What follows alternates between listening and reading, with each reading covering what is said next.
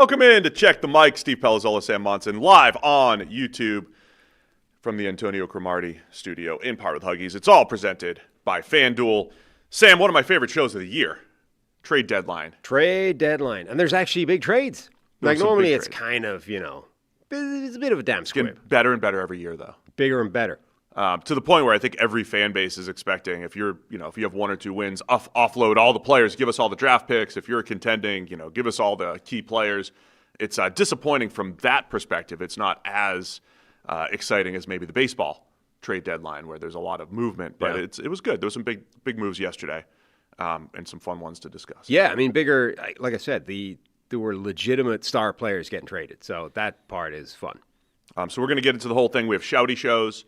We're going to unleash our autopsy series where we declare some teams dead, some of which were, the teams who offloaded some players yesterday. Yeah. I'm using some rugby terms here. Nice, well done. In honor of the game in Chicago. In honor of we didn't go to. The big game. Apparently, I was telling you, Ireland are going to be playing a game a year in America until 2031, but they're going to be based. They're apparently going to be split between Chicago, which they've already been to twice, and Boston.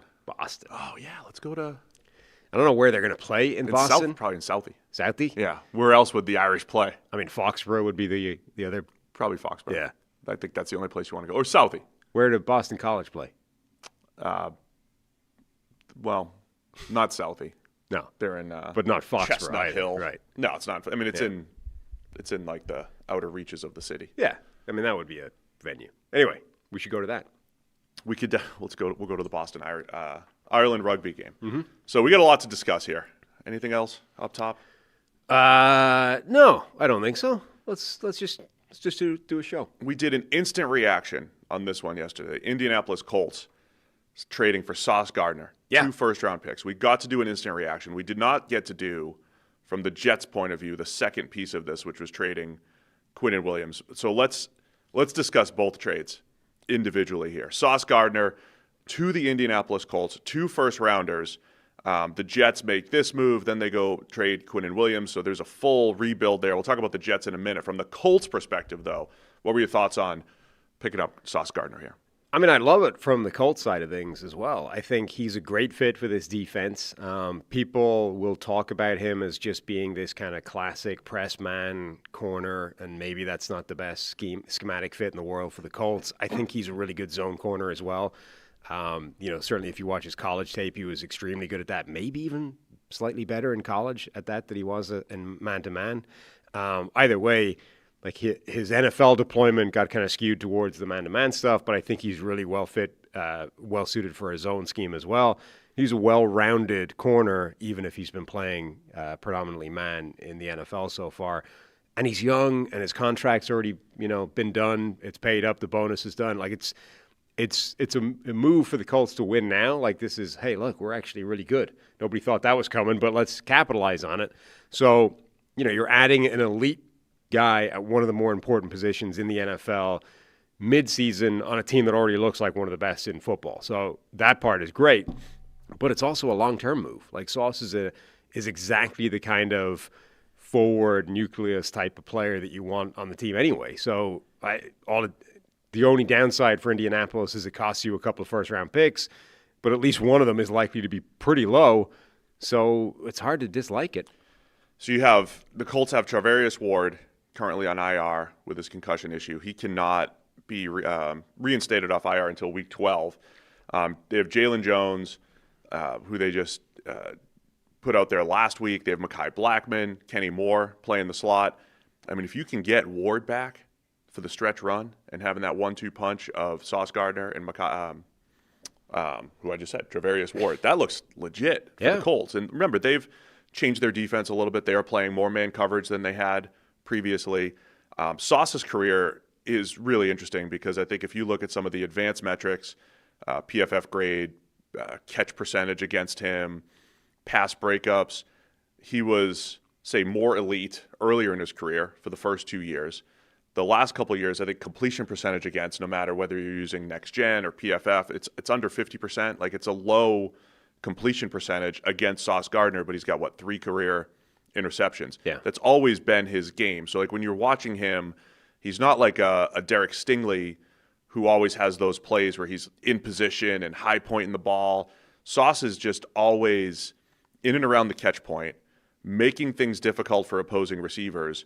And if you watch some of the catches that he's given up this year, he's faced some really good receivers. He was tracking guys like Mike Evans, George Pickens. Pickens beat him deep for a touchdown. Evans got him a couple times. But they're all difficult catches, right? They're all tight window throws. So what Sauce does is allows low completion percentages, makes the quarterback be pinpoint. Yeah, he'll get beaten. So if you looked at the advanced metrics, his yards per reception allowed, they're up over the last couple of years. But at the end of the day, he's making it difficult for quarterbacks and receivers to complete these explosive passes. And that's something the Colts have been okay at this year, and I think it's a good dynamic to add to that secondary. Yeah, it feels like that's a little bit like, pressure without sacks. Like, people for years were like, oh, what's the play? It's just, they're almost plays. Like, what good is a pressure if you're not actually ending the play? You can still complete a pass under pressure. It's like, yeah, you can, but it's harder, and that's the point. Generally, if you get pressure on the quarterback, you're going to take his passer rating down 30. I don't know what the number is now, but it used to be 30, 35 points. So it makes a difference, right? I think the same thing is true for tight coverage. Yeah, you can get the ball in there anyway, right? If you pinpoint pass to Mike Evans, he's going to moss you, you give up a catch. Is that any different from giving up, a 30-yard catch where you just get toasted off the line, you're nowhere near the guy? Well, it is, because it made the catch harder. Like, you reduced the margin for error that the quarterback and the receiver had by being in tight coverage. And that's the thing that Sauce has done. Certainly this year. I think last year was more of a just bad year, period. But he's in tight coverage fairly consistently this season. And whilst the ball is still getting through more than it did. In a challenging role, right? Yeah. And while the ball is still getting through more than it did his first couple of years in the league, he's making it difficult. Like, it is a harder thing for opposing quarterbacks and receivers to make the play than it is against Brandon Stevens, say, in the same defense, right? Because he's closer. So there's value in that. And eventually, I think that type of thing starts to swing back in your direction. Again, a little bit like pressure and sacks. If you get a ton of pressure all the time, eventually the sacks are going to come your way. Like, it's very rare that you get guys that are just, you're that type of player all the time, right? All you do is get pressure and you don't get sacks. Same thing with coverage. I think it's rare you're going to get a guy who is in like lockdown coverage, in your hip pocket all the time, but never makes positive plays on the ball. And Sauce breaks up about a quarter of his targets across his career. Been pretty consistent all the way back to his rookie season. That is a really high number, forcing incompletions about a quarter of the time. So, yeah, you don't have the interceptions necessarily. Remember way back in 2022, him and Tariq Woolen were battling for Defensive Rookie of the Year, and we're like, man, Sauce has been locked down this entire season. He just doesn't have the turnovers that Woolen has. Woolen's given up some, but he's got the turnovers. We said, hey, I'd rather take 44% completions, all the pass breakups, and lockdown coverage that Sauce Gardner brings to the table. So this is a style of player that he is. I think it's a really good addition for the Colts. There's two dynamics at play, though, that are worth discussing. 2 first-rounders. Mm-hmm. So the Colts, I would say from a team-building effort, how many times have we described them as maybe without high-end star players, but just good, solid across the board? And I would say DeForest Buckner is probably their biggest star player, right? Jonathan Taylor getting back on track this year. So you could call him a star. Laiatu Latu looks like he's getting ready to take that next step. But then you add a star. I'd still say Sauce Gardner is a star, at least has star potential. You add that to the mix. I think that's a worthwhile, discussion there. Plus you have Sauce Gardner in the middle of his, mid-20s, where it's not an over-the-hill type of player, but you're giving up 2 firsts. And as I said on the instant reaction yesterday, halfway through the season, that's essentially a declaration by the Colts. We are not in the quarterback market. Yeah. Over the next 2 years, that 9 games is enough. That's all we need to see from Daniel Jones. He's probably the guy going forward here for the Colts. But I think where they are this season is almost like it's a declaration of that anyway, without putting it up in the air. Like, even if, let's say, Daniel Jones right now, or let's say worst case scenario, right? The Colts go through this season, they look really good. They're a contender, and then, touch wood, nothing like this happens. But like Daniel Jones suffers some horrific career-ending injury in the playoffs or whatever, and he's done. Well, what would their solution be anyway? Like, they would have the same low first round draft pick. You know what I mean? Like, they don't have a window because you're now good. They don't have a pathway to a new quarterback, even if they want one. But they're giving up a 27 first round, agreed. too. It's 2 years of saying, we're not in the quarterback But market. I'm kind of saying, I just don't, if you're this good, you're probably not in the market anyway, even if you wanted to be. So I think that this is just a reality of, I mean, like, Daniel Jones is probably our guy based off what we're seeing right now. The only question is, via what contract, right? Do we franchise tag him? Do we give him some sort of hedge deal? Do we, just pay up, right? That's the debate at the moment. But even if he isn't, even if he implodes down the stretch and they want to go in a different direction, it's probably not using those 2 first-round draft picks. Like, they're too low down at this point for them to do any good. So they're probably going some other creative route. And then we talk about the cap hits. Nothing egregious for Sauce Gardner for another 3 or 4 years. Jason Fitzgerald over the cap. He'll have salaries of $25 million next year, about 25 and 27, 20 and 28, $30 million in both 2029 and 2030. So the salaries are not really jacking up. And remember, until 29 or 30. The upward trajectory of the NFL salary cap. I mean, those numbers, by the time you get to them, are going to look like nothing. And there's a lot of salary cap control that they have there, as far as moving that money around. And then if you add to the mix, the Colts have been really good. When you look at in the middle of a season how much cap space a team has, the Colts have always had a plethora of cap space. So they already have flexibility. So they're making it's an aggressive move, 2 firsts for a player that helps this year and in the coming years, right? So you're getting a somewhat cost-controlled, in his prime age-wise. I understand his best seasons have been 2 and 3 years ago at this point. But in his prime age-wise, player that's going to help you not just this year, but in the coming years. It's also one other thing I wanted to mention. Sauce had this theory that if you have a good defense, you don't get called for as many penalties. You almost kind of get a pass. Yeah. Right? He got called for 10 penalties in his first 2 years in his career. Then 10 penalties last year when the Jets were really bad defensively. And he's on pace for about 10 this year. It's going to be a fun little A/B analysis. Do you get away with more stuff as a Colt? Does he instantly because they're good? In addition to just the idea of, in this world of advanced metrics, of which we've come out of, the player evaluation for corner, if you're using advanced metrics, it's volatile, right? Like coverage metrics fluctuate year to year. So that's from that perspective, if you are trying to get Sauce Gardner from 2 and 3 years ago, of course that's in the range of outcomes and the possibility that he is completely locked down, doesn't give up anything. But over the last couple of years, he's given up far more big plays than he did, in his first 2 years in the league. I mean, the fact that for his first 2 years in the NFL, like literally the first 2 seasons, at a position that is not that easy to transition into, he was the best cornerback in the NFL. You should, I think, feel pretty good about that based off the fact that he's in his prime right now, still in his 20s, has shown that kind of ceiling. Like, that would be way more important to me than the most recent thing, and not even the most recent thing. Last year was relatively bad, and this year hasn't been his peak either. I think you have to assume that because he showed literally right off the bat elite level play, that's a more important thing. The contract stuff is pretty interesting because, Jason Fitzgerald, as you said, overthecap.com, he's made the point that, look, teams have traded 2 first-round picks before for a guy whose contract needed to be done, not a guy whose contract has already been done, and some of that money has been paid up. So some of the benefits for the Colts on that side of things are really quite good. They've prepaid, $14 million in bonus, so that there's some cash they don't need to pay.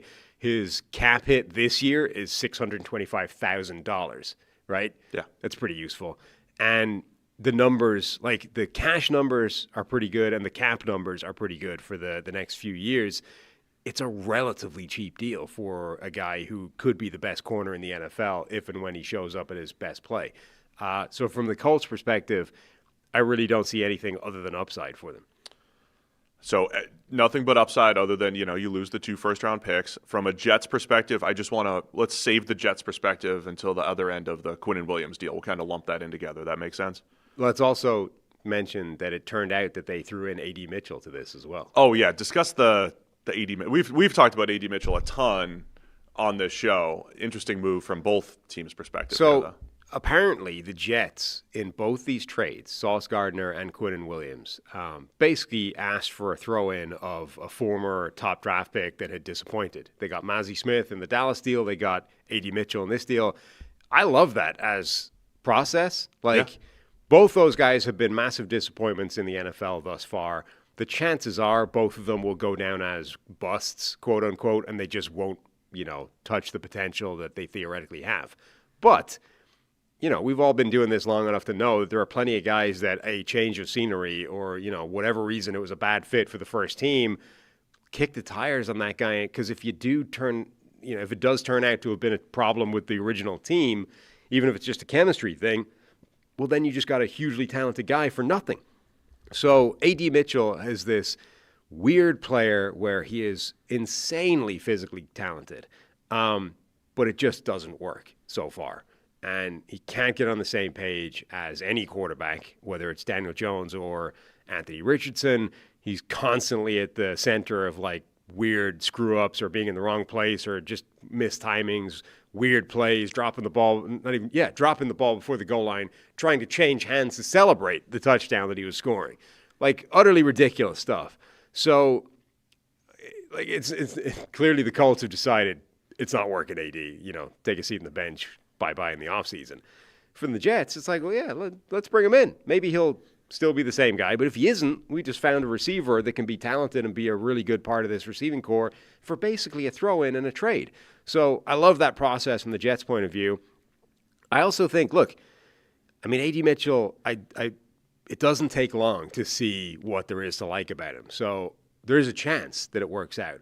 It is, however, kind of hilarious that I didn't realize this until this morning, that there's now a whole world of Jets film Twitter that's out there being look at all these plays. A.D. Mitchell's wide the hell open the whole time. This is amazing. We just found a guy. It's yeah. But he was supposed to be running a screen or something, right? It's not quite that simple with A.D. Mitchell. He's actually not supposed to be on the field on this play. He just jumped out there, whatever. You can find him open quite a lot. It's not that simple, trust me. It is it is so funny because, during draft time, we spend so much time talking about players' athleticism and how this guy's a deep threat and this is the style, and there's so much nuance to the receiver position.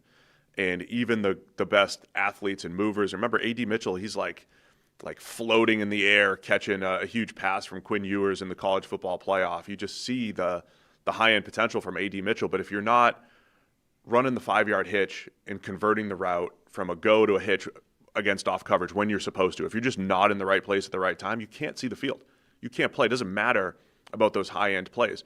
And A.D. Mitchell every now and again has a great, big, deep comeback, or, he could be a vertical asset to a team, but you can't have all those negative plays and the number of times that he's adjacent to miscommunications. Yeah. We'll say, whether it's his fault or the quarterback's fault, he's involved in so many of those. But if they can tighten them up, I'm with you. Goodbye, low for the Jets. Even in college, you watch his tape and you're I don't recognize what he's running as a route. Yeah. I don't know what this is. So much precision to playing receiver. You can't just ad lib and do what you want. And in college, it was super weird because you're it works. He's always open, but I don't know what this is. And I was wondering, is this a Texas thing? Is this an A.D. Mitchell thing? I don't understand what I'm looking at here. And it turns out that's kind of what he is at the NFL level. There's a bunch of times where he's running a route and he's open. It's but I don't really recognize what that is. It's not a route that other people are running. He almost, to that degree, it's a little bit remember Stevie Johnson for Buffalo? Yeah. Where he used to run these basketball routes, and it needed a guy like Ryan Fitzpatrick to be you know what, I don't care that it's not a real route and that I don't know when he's going to be open. I'm prepared to give him the leeway. A guy that can cross up Darrelle Revis the way he can, I'm willing to wait and just throw it to him when he's open.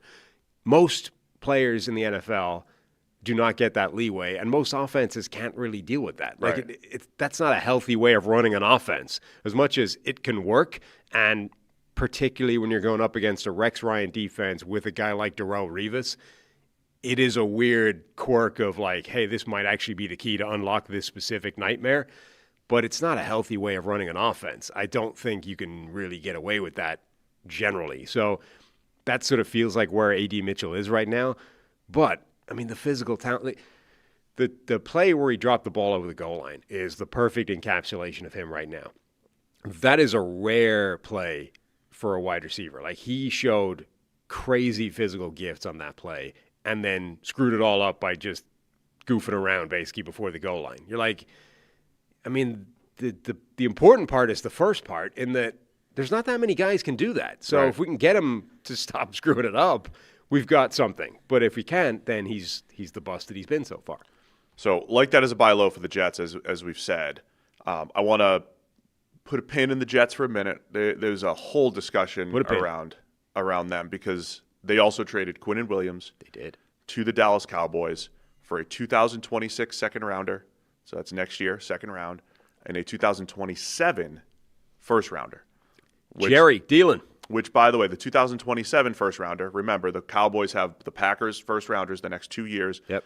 This agreement, it's not the Packers or the Cowboys 2027 first rounder. It's whichever one is better is the way they've from the Jets' perspective perspective. For the Jets. Yeah. So whichever one's higher. So they're in 2027 or 26 season, the Jets are rooting against the Cowboys and the Packers, and whoever has the higher first-round pick, it goes to the Jets, which I think is a shrewd move. Oh, of course. From New York, yeah. Right? And then Mazi Smith also going from Dallas to New York. So again, same idea with that. Like, Mazi Smith has been a disaster so far in the NFL, but a lot of people really liked him at draft time, and in particular in Dallas, it made no sense the way they deployed him initially. You have like a heavy, big run-stuffing specialist, and they were like, you know what, I want you under 300 pounds rushing the passer. Like, what? How does that make any sense? And then, strangely, he didn't work out with that. But, like, completely kick the tires, see if you can get him back to his, natural playing weight and see if he can actually anchor against the run. Maybe he won't. Maybe he just stinks. But 100% in for those types of throw-ins. From Dallas's perspective, we know that they've had issues, terrible issues on defense. In the past, it's just been about the run game. This year, the pass coverage is awful. Run game, I mean, it's still not good necessarily. The run game is now just problematic. The pass defense is, abysmal. Historically bad. Yeah. However, when you add a Quinnen Williams to the mix here, at least in the short term for Dallas, add him to Kenny Clark, Osa Odighizuwa, the breakout we're seeing from second rounder Donovan Ezeraku. You have Dante Fowler up there. I mean, you've got a lot of bodies on that defensive line who are at least, decent. I feel like it could make a difference in the short term for Dallas. But I mean, the long term too. It should. Like, Quinnen Williams is a really, really good defensive tackle. At his best, there's a case that he's the best defensive tackle in the NFL. He hasn't been there consistently. He hasn't put together the kind of run that Chris Jones has put together, say, to be that kind of guy. But at his best, he's in that category. So bringing him into a defense that, has got a couple of positive pieces up front, or at least guys that are starting to emerge, or, maybe could be part of a really good defensive front. Yeah, I mean, that's fine. But it doesn't, it's hard to string this together as one sequence and be like, this is really good joined up thinking. Like, this is positive, construction of a roster. It just feels like, and I'm torn on this, conflicted, because on the one hand, you shouldn't let prior mistakes, dictate future strategy or direction, right? Like, just because you screwed something up before doesn't mean you should double down and be like, well, it looks silly if I then do this thing, right? You shouldn't be held captive by things you've already screwed up. But it is hard not to just string out all these trades for Dallas and be like, well, the net of this is probably getting worse. Here's the net if you want to hear it. If you want to combine this with the Micah Parsons trade. Right. Dallas, since August, has traded Micah Parsons and a second-round pick, and Mazi Smith, for Quinnen Williams, Kenny Clark, and a first-round pick. Right. Because they traded, exchanged, one of those first-round picks that came in from Green Bay has gone out. Now, and again, that second part of it, it's whichever is the higher of the 2027 first-round picks. So Dallas still has 2 first-rounders next year. They have no second-rounder now. And then they have a first-round pick in 2027, but it's the lower of their pick and the Packers pick. Now, I struggle to see that as a clear net positive. Now, if you add the money into it, knowing that, hey, Parsons is going to make the $45+ million a year, Quinnen's under contract through 2027, making 25, 26, 27 next year, whatever it is. probably be up for a new contract. He'll be 30 years old next year. Probably have to pay him. So there's certainly a financial component where theoretically not paying Micah Parsons saves you 20 to 30 million over the next couple of years. So if you want to add that in, that's a fair way of looking but you at also it. have to adjust that number, because the only reason Micah Parsons' deal is what it is because Dallas screwed around for so long that they gave him all the leverage, right? It depends how far back you want to go and say, well, the other alternative is signing him early the way everyone else does. We gave Micah Parsons $35 million, and he's under contract for the next 4 years. Like, you're telling me you couldn't get Micah signed to the Myles Garrett contract like a year ago. $40 million. So you could have Parsons for $40 million. I mean, it's like three different scenarios, right? Right. You have Parsons for $40 over the next few years. You have 2 first-round picks that you got for Micah Parsons, 2 extra firsts, or you have Quinnen Williams and 1 first-rounder. Yeah. I mean, that's the oversimplified version, I guess. Exactly. So it's tough to look at this and say, like, this is coherent strategy from the Dallas Cowboys here. I think this is what Jerry Jones does, though. He just flies by the seat of his pants and does whatever he thinks works at the time. And I guess it's doing a solid job of rescuing a pretty terrible outcome thus far. Up until now, trading away Micah Parsons had been a complete and total disaster. Like, Parsons is one of the best defensive players in the NFL. If anything, looks even better in Green Bay than he did in Dallas, because they're moving him around even more, deploying him inside, wrecking interior players and getting that interior pressure as well. Meanwhile, the addition of Kenny Clark has slightly shored up the run game at the exclusion of having any pass rush whatsoever, and you have a historically terrible pass defense. So from that perspective, like, this couldn't have gone much worse from Dallas. So it's, I think, a pretty solid job of rescuing that, i.e. we're bringing in a guy that does have, like, best defensive tackle in the NFL ability, and all it's doing is getting us back to, like, square, say, with the picks that we're giving up and getting back and all that kind of thing. But you look, so the immediate, like, if you take it just in a vacuum, it's not a bad deal from Dallas's point of view. It's only when you start to add in the broader context, you're like, well, what are we doing overall? Yeah, the difference between this one, I think, for the Cowboys and, say, what the Colts have is, Sauce Gardner, younger, and tied up for a longer time as far as the contract goes. Quinnen Williams. And you didn't trade away a good corner before you did it. No, that too. Quinnen Williams becomes a free agent in 2027 when he'll be 30 years old. So I know that's ancient. For perspective, DeForest Buckner is currently 31. Chris Jones is currently 31. They're both still very good players. You could argue maybe Chris Jones' production has taken a hit, but I don't think anybody's looking at him thinking, oh, he's plodding and over the hill and whatever. So you probably have to give Quinnen Williams a new contract. You don't have to, but, I mean, you're probably going to want to when he's 30. Pay a couple more years of him, but you're at least getting an impact player on the defensive line. And like I said, when you add him to the mix to what the Cowboys have, it's pretty good. And he's an excellent run stopper, disruptive. Quinnen, he can rush the passer. Digizua can rush the passer. Ezeraku, they got Clowney there right now. I mean, it's a. I don't know if they're going to make a run here in the second half. But one player, I think, can make an impact for them. Sure, Deron Bland's got to stop falling over on slants. Like, they got to cover better on the back end. But they do have the potential to be more disruptive. They've been more disruptive on the defensive line in the last few weeks as well. And this is the so best. It's an interesting short-term move for the Cowboys. Plus, you do have Quinnen for the next couple of years here. And it's now the best interior on the defensive line they've had in years. Right. And that should help guys like Donovan Ezeraku continue his development. He's shown some really nice signs the last few weeks. He was a guy that I thought could have had a case for being like the second best pure pass rusher in this draft. He's starting to show some signs of that recently. If you now make his life a little bit easier by having Quinnen Williams on the interior. And Williams also, he's been really good against the run this year. Again, in his past, he's been phenomenal as a pass rusher as well. That hasn't really been there the last couple of years as much. He's sort of had a little bit like Sauce, like his elite years or a couple of years before. But he's been very good this year. It should make them better both short and medium term. It's just the problem with this move from a Dallas perspective is not now in isolation. It's broader picture. Let me ask you this.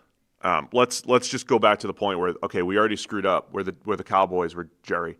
Yeah. We've already screwed up the Micah. We're Jerry. We already made a balls of public relations private relations. We've already screwed that up. Would you rather have the 2 first-round picks over the next 2 years, or would you rather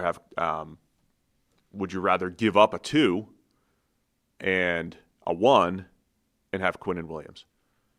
So the question is, would you rather have no second-round pick and you have Quinnen Williams and a 1, or just 2 1s and you keep your second? 2 first-round picks or Quinnen Williams and a 1, simply. Yeah, probably Quinnen Williams. Just because I don't know if you can, are you going to do better than that in the draft?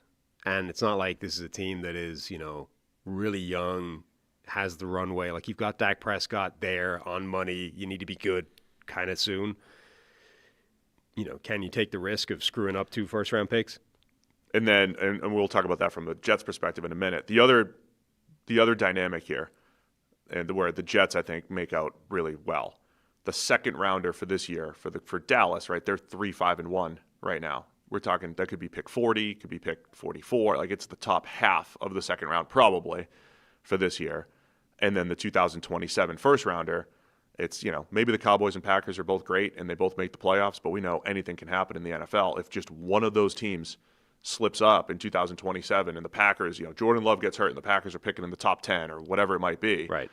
You might have a top 10 pick in 2027. So there's a point where Dallas could look at this and say, boy, those 2 draft picks we gave up are pretty close to the 2 Parsons picks, right? Yeah. And again, one of them is the Parsons pick, and they gave up the worst one. So we might look back at this in 3 years and say the Quinnen Williams second rounder was, say, pick 40, and the Packers pick that we got is like 28.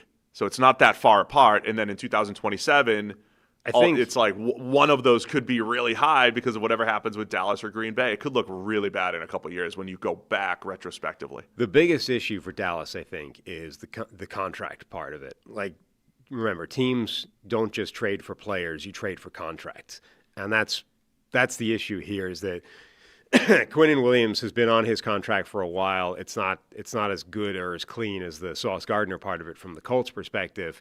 He's already been on that contract for a chunk. Pretty quickly, he's going to be looking for a new deal, and that's part of why the Jets were willing to get rid of him at this point. Yeah, Quinnen Williams is a great player, but fairly soon he's going to be looking for more money, and for the team like the Jets, who are in a complete rebuild right now, do you want to be paying him even more money at his age at that point? No, cash in now when a team like Dallas is willing to offer you the picks. So they're going to have to pay him more money. That might mean, and it might have meant this anyway, like the Kenny Clark thing, part of the reason Green Bay was willing to part with him is because he was going to come looking for more money. So all of a sudden, this defensive tackle duo that's like the best you've had for years, both parts of it are going to be wanting to get more money. You might only have Kenny Clark for this year and then be moving on from him to give Quinnen Williams more money. You're committing yourself to an absolute boatload of cash, which was the reason you didn't want to have Micah Parsons around in the first place again. So it's like, there's just no coherent thought to any of this for Dallas. It's like, what? What do you mean? Like every time they do something, it's like they're surprised by the consequences of the move that they've made already. Like, yeah, let's string out the Micah Parsons thing for a while. What do you mean he wants $45 million a year? That's crazy. And this is what's going to happen here with the Quinnen Williams thing. Like we just traded for an elite defensive tackle. What do you mean he wants more money? Like, I don't know. Hopefully they maybe tack on an extra year or 2 ahead of time so they don't get crushed again. You want to talk Jets? Yeah. From a Jets perspective, yesterday they picked up 2 1s, 3 1s, and a 2 over the next few years. After the Sauce Gardner trade, I said, okay, now next year you have at the time, Cowboys, Jets, Browns, and Rams all had 2 first-rounders for next year. And my first question was, and I know we do this a lot in draft world, the future draft is the big one. But not this year's 2026, but the 2027 draft. I don't know how the quarterback stuff shakes out, but I know that in 2027, Jeremiah Smith and Ryan Williams and Dylan Stewart and there are some elite, Colin Simmons, there are some elite-looking players. And it's a lot easier to project the elite-looking non-quarterbacks right. a couple years in advance. I feel pretty good about the high end of the 2027 draft. I'm not saying 26 is a throwaway, but my first question was like, all right, who's going to position themselves? Is there a team that's willing to position themselves for 2 years down the road? A team like the Jets, the Titans, the Saints, like these teams that are clearly a couple years away. And the Jets did it, right? They went and said, okay, we're trading Quinnen Williams, and we have a 2027 first-rounder added to the mix here, which will be the best of the Packers or Cowboys pick. So the Jets now have 2 first-rounders next year, 2 second-rounders next year, and 3 first-rounders in 2027. One from the Colts, one from the Cowboys or the Packers. We'll see. So the Jets, Darren Muji, GM, says it's not a teardown, but for a team that has, 3 building blocks, they traded 2 of them yesterday to look to the future. I like the way Renner put it. It's like living every draft Knicks dream, trade all the current stuff for the future picks. It is. What are your thoughts on how the Jets are doing? Well, let's be clear. It is a teardown. It is. Like, whatever he's saying, that's a lie. Like, it is an absolute complete teardown. They have 5 good players, and they traded away 2 of them, and a third one only didn't get traded because the Chiefs wouldn't meet the asking price. The only guy, apparently, that was completely untouchable of their good players is Garrett Wilson. That's a teardown. Like, we have one foundational block. Outside of that, anyone's on the table. It doesn't get any more teardown than that. Like, if you're... The metaphor of a teardown is, classic car restoration, right? We're stripping this thing down to the chassis. Garrett Wilson is the chassis. Everything else is available. That's a teardown. So let's just put that out there.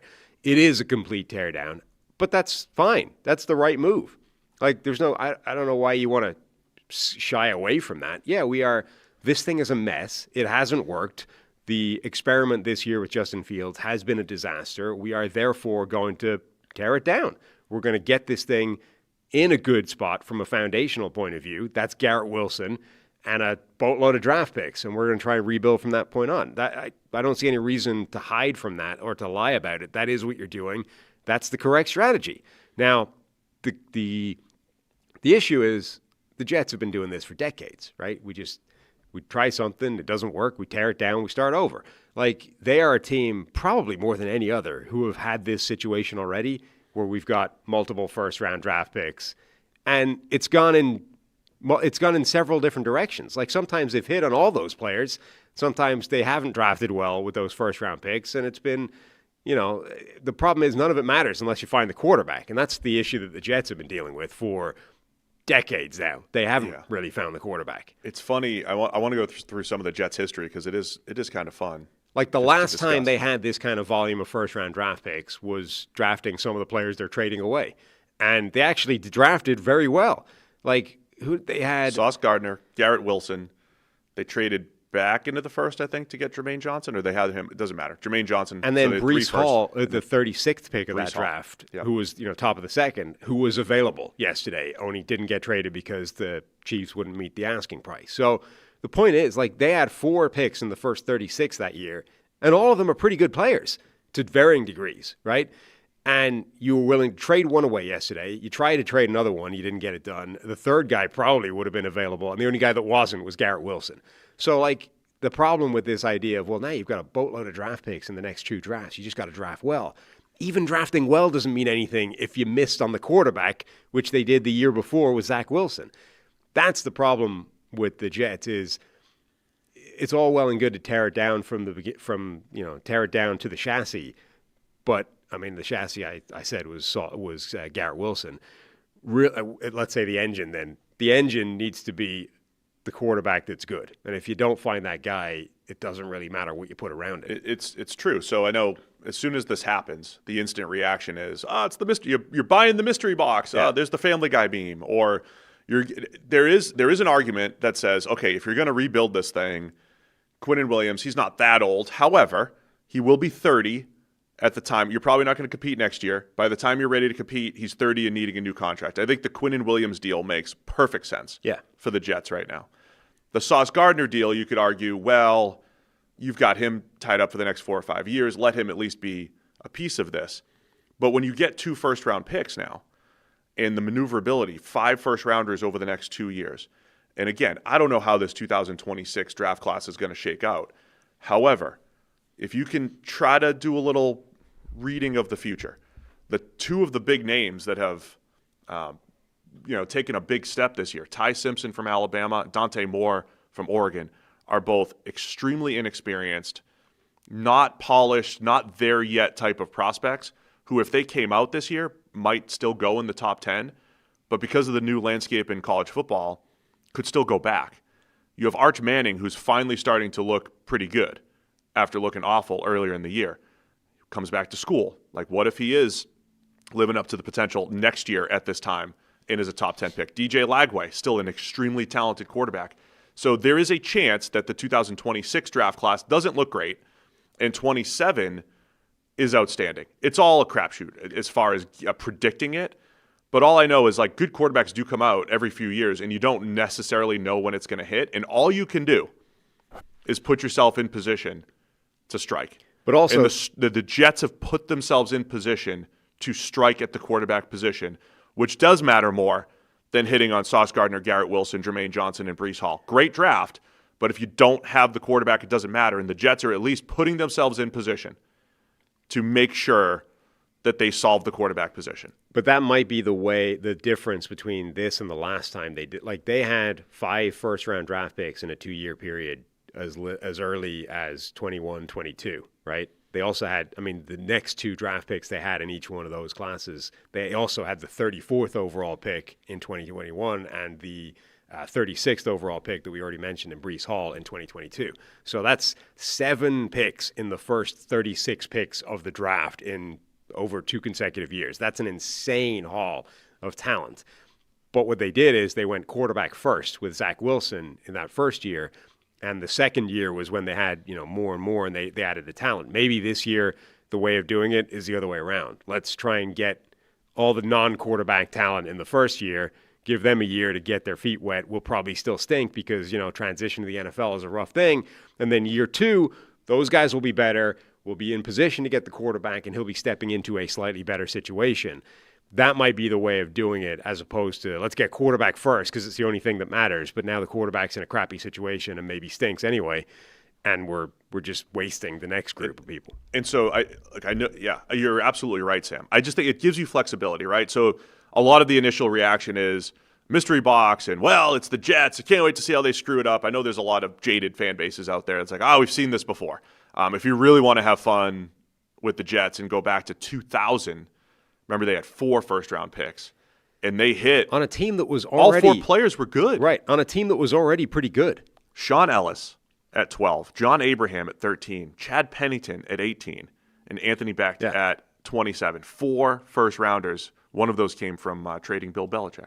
Yes, but like the 99 Jets were 500. They were an 8-8 team. The 98 Jets were 12-4 with Vinny Testaverde. Oh yeah, the 99 Jets had Vinny got hurt in week 1 on that turf. They had like Rick Meyer starting for a bunch of the season. And Ray Lucas starting. They should not have been good, Correct. But they were competitive. But this was a Bill Parcells team. And then added 4 first rounders to it. This was a Bill Parcells team that had been pretty good the year before, was very good with Testaverde, then was 8-8. And then you add 4 first-round picks to it. And as you said, those players all ended up being very good. Like Sean Ellis and John Abraham were exceptional. Chad Pennington was a franchise-caliber quarterback who just happened to be made out of balsa wood. And then Anthony Becht was a good tight end, albeit unspectacular as a bottom of the first-round guy. In the third round, they then had Lavernius Coles. Like this, that was a hell of a draft for a team. Should have been good. It should have been. The other interesting run for the Jets, 2013, they had picks 9 and 13. D. Milner, the cornerback out of Alabama, Sheldon Richardson at defensive tackle, and then they got Geno Smith early in the second round at pick 39. Obviously, that didn't end up working out for them either. Anyway, so there's a little bit of a history. So, like, if you're a Jets fan, you're like, I've seen this show before. Fine. It is fascinating. But, like, what's the alternative? I think these are the right moves. Yeah. For the Jets to try it again. It's like the history doesn't matter to Darren Muji and our friend Rick Spielman, his advisor. Like, it doesn't matter. Yeah. They have to. Those people. They've done this multiple times over, And sometimes it works, sometimes it doesn't in terms of the players they draft. And none of it matters unless you hit the quarterback. But it doesn't mean you have to still do it. It's the correct way of doing it theoretically, particularly with no obvious pathway to another option, like a veteran option at quarterback. But it is amazing how many times the Jets have had, multiple first-round picks in the draft. We already mentioned up the 22, 21 time. You just brought up, whenever that was, 2013. Yeah. Then you go back a little bit further, 2006, they had DeBrickashaw Ferguson and now the late Nick Mangold. I mean, two offensive line cornerstones in the first round. That is. Right. I mean, you get an elite caliber left tackle and the best center of his generation. And it's pretty much always been a quarterback issue. Well, in the same year, top of the second round, or midway through the second round, Kellen Clemens. It's like, that's going to hold you back for a while. And so, yeah. So here's the other side of it. When you have all of these first and second round picks now over the next 2 years, it's not just mystery boxes, though. You now have the flexibility. Because I go back to what the Eagles did. I missed one, by the way. 2008. This is the bad. 2008, Vernon Gholston and Dustin Keller in the first round. Both catastrophes. Hope Mike's not watching this part. I mean, look, sometimes we all make mistakes. Mike T. So let me go back to what the Eagles did a few years ago. Their ability to have multiple picks and then continue to flip them forward. So they continue to flip them forward because remember, when you're buying future picks, they're discounted at everything. And if you have the patience, if you have the long-term plan and stability, continue to buy those future discounted picks. And then all of a sudden, it's like, how do you get Jalen Carter at number 9 overall? Yeah. And so Howie in the Eagles had this 2 or 3 year run where they always had an extra first-round pick, and then there's always someone desperate. A couple years, that year, that one time it was the Saints or the Dolphins, right? There's always someone desperate to make a move, and you're the patient one. And it's not just mystery boxes. Sometimes the Jalen Carter move, it puts you in the top 10, and you can get a Jalen Carter, right? Sometimes you trade a first for A.J. Brown, right? So there's flexibility in the draft picks, right? Maybe just let's make something up.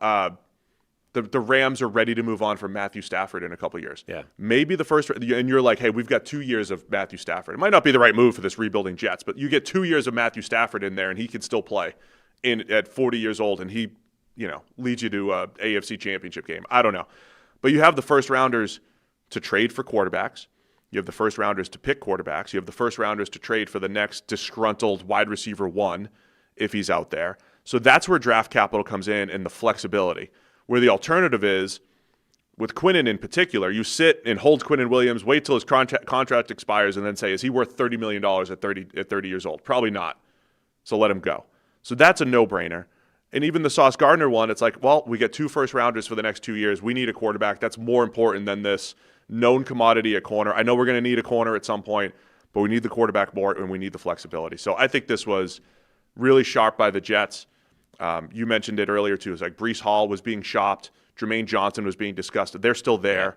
I don't know if Breece Hall ends up getting re-signed, but Jermaine Johnson is probably a part of this rebuild. Garrett Wilson's a part of this rebuild. There's not a lot of building blocks, but there is a lot of draft capital to just say, hey, we got to start from scratch. Yeah, I think tearing it down is always a good thing to do, but that doesn't mean it's easy to put it back together again once you've done that. And that's the challenge that the Jets now have, and they've been there before, and a lot of the times they haven't done a good job of it, but that's where they are now. They've decided this thing needed a total rebuild, whatever their GM says.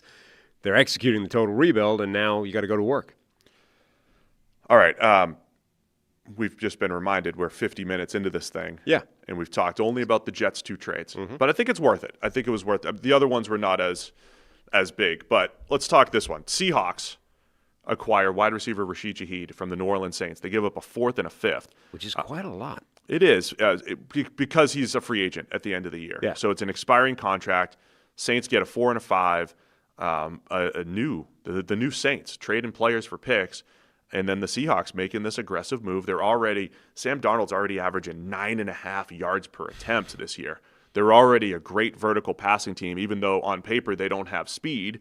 But JSN's winning down the field. Torrey Horton's getting open down the field. Now they have Rashid Shaheed, who's good for a 70-yarder every couple weeks. Hey, Torrey Horton's got some speed. You show that man some respect. He does have. He's a very good athlete. Yeah. I'm just saying they're not littered with 4-3 guys on that team, but now they got Rashid Shaheed. Yeah, I mean, I was said on the instant reaction thing, like I like the move from Seattle's perspective in terms of, look, we've been banging the Rashid Shaheed drum since he came into the NFL. That dude is a really, really good player and productive and consistently effective vertically. Like he's a consistent threat on that. I don't know that they needed him because Torrey Horton's really good at that. I like Torrey Horton with Cooper Kupp getting hurt and, opportunities were opening for Torrey Horton to make plays, and so far he's been making plays, and I really like Torrey Horton. So from a sort of, selfish perspective, it's like, Rashid Shaheed's kind of blocking Torrey Horton's pathway to the field or involvement in the offense a little bit. But, I mean, Seattle doesn't care about that. Seattle just wants as many good playmakers as they can get to support Sam Darnold and to have as good a chance of winning a Super Bowl as they can get. So I get it. I mean, Rashid Shaheed's a really good player, and it only makes the offense better. And as much as, giving up 2 draft picks is, it's not like it's extortionate or anything, but it's not insignificant compensation for him. I think it makes sense from their perspective. The place where it could become an advantage, if you're looking at Seattle, not just this year, but in the future, JSN, an absolute star now, the way he's playing. Yep. If you asked me months ago, I'd say he's closer to a possession receiver than a deep threat, but that doesn't matter this year. He's open deep all the time, and him and Darnold are, it's like downfield handoffs to JSN right now. They've been incredible. But if you do want to, like sometimes you trade for a player, like the Bears when they got Montez Sweat, you trade for a player, you get a bit of a discount before they hit free agency, you can sign them. Like if you can get Shaheed at the right price in the next couple of years and have him and Horton and the athletic tight ends that they have there, it's a pretty good nucleus right now. Like Cooper Kupp's not, I know they paid him a little bit, but he shouldn't be a big part of their future. Shaheed does bring a different dynamic to that offense. And the Saints were giving him more volume. His yards per reception were down, but he's a guy that in the past has averaged 17, 16, 17 yards per reception. He is a vertical threat. And he's been in Clint Kubiak's system as well. Right? He averaged 17.5 last year in Clint Kubiak's system. So there's a world where Seattle maybe gets him at the right price. You do want to bring him back. You have him, JSN, you have Horton, and whatever you get out of Cooper Kupp the next couple of years, and you're sitting pretty for the Sam Darnold year. So I like that. And then from the Saints' perspective, yes, like good job by them getting something on an expiring contract. Unlike, say, Cincinnati, who's going to get nothing for Trey Hendrickson. Yeah, they get something. On the other hand, it does undermine. You've just thrown a young quarterback into the lineup again, having had a previous young quarterback in the lineup. The only good thing that guy had, working for him is the fact that his receiving core was pretty good. Right. With Rashid Shaheed, Chris Olave, et cetera, et cetera. Well, now you just chop one guy out of that lineup. Yeah, from a big picture point of view, they probably don't have a ton of faith in either one of those guys, so you might as well cash in when you can. From does this help our young quarterback do anything right now? No, it undermines him. Interesting from Seattle's perspective, they've been back and forth. Like they traded a 2 for Leonard Williams a couple years ago. They traded DK Metcalf for, was it a 3 or 2? A 2 last year. They've gone both ways here, being buyers, being sellers, trading picks for players, players for picks. So they've gone both ways on this the last couple of years, and I think they're making a move to already to add more verticality to an offense that is attacking down the field better than any team in the league. So making a strength even stronger in Seattle, at least in the short term here. Mm-hmm. What else happened yesterday? Jakobi Meyers traded to Jacksonville. Oh, yeah, the Jakobi Meyers deal. So similar, right? You've got Jags have a wide receiver need with Travis Hunter on IR, and this was 4th and 6th round picks. The entire NFL had been doing a ton of pick swaps. Yeah. Yesterday was the first time we had teams actually giving up draft picks and saying, picks for players. And that's why I say, significant compensation, because it's today's not like, landscape. Yeah, like it's not like 2 day 3 picks is the end of the world, right? But we're in a landscape where the NFL is desperately trying to not surrender picks at all. They're making, pick swaps so they can keep the same number of picks. To give up not just 1 net pick, but 2 net picks is, it's notable. This is one where, the Raiders were obviously shopping Jakobi Meyers. Like this was one of the biggest telegraph trades of the entire sort of cycle. Is Meyers had wanted a new contract. They didn't do it. Now the Raiders stink. So obviously Meyers is on the way out. I think it was fairly, the odds would have been very good that Jakobi Meyers was going to get traded somewhere at this point. Jacksonville being the team, I think is pretty surprising. I just don't agree that they have this wide receiver need necessarily.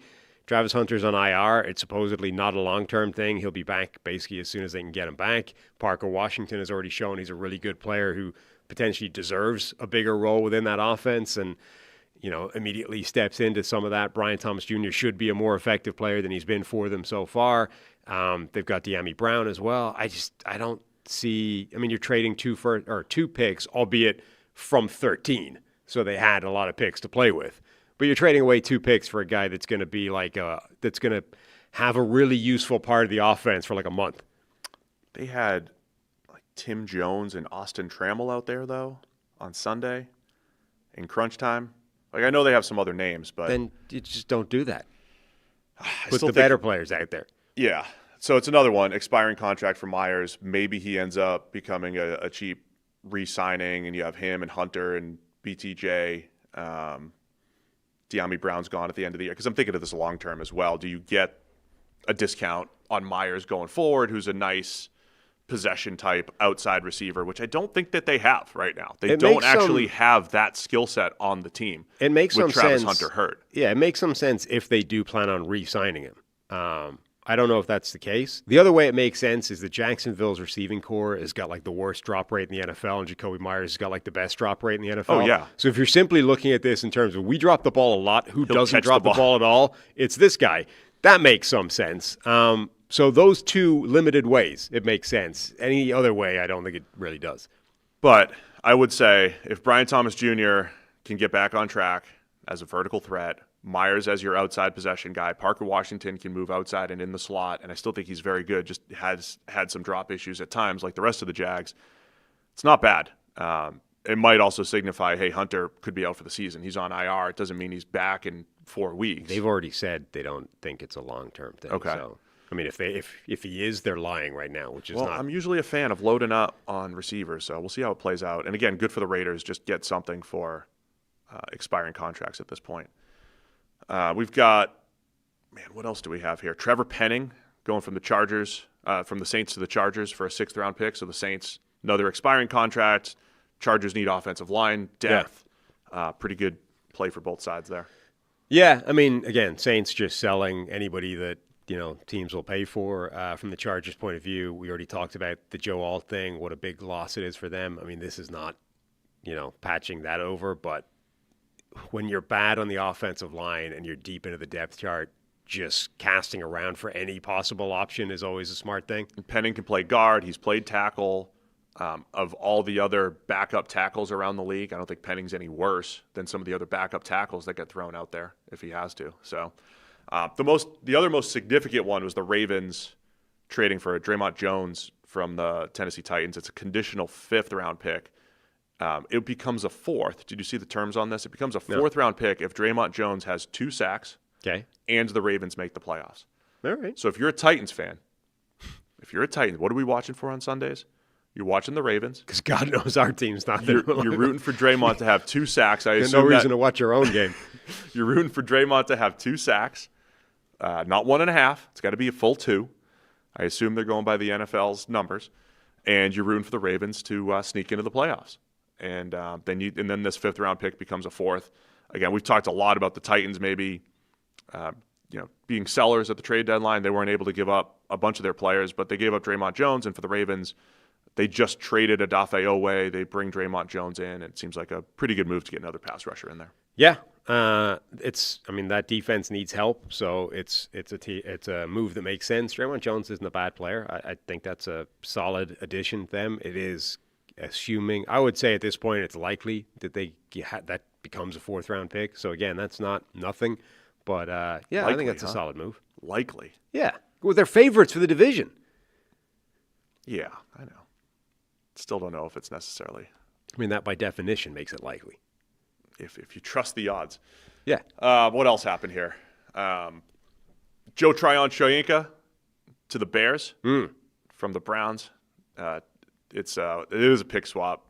Tyron-Shoyinka in a 7. Browns get a 6th-round pick. Browns must have 12 6th-round picks now at this point. So Bears needed some pass rush help. And monopolized the 6th round. And if you do watch on Sunday, though, watch Austin Booker.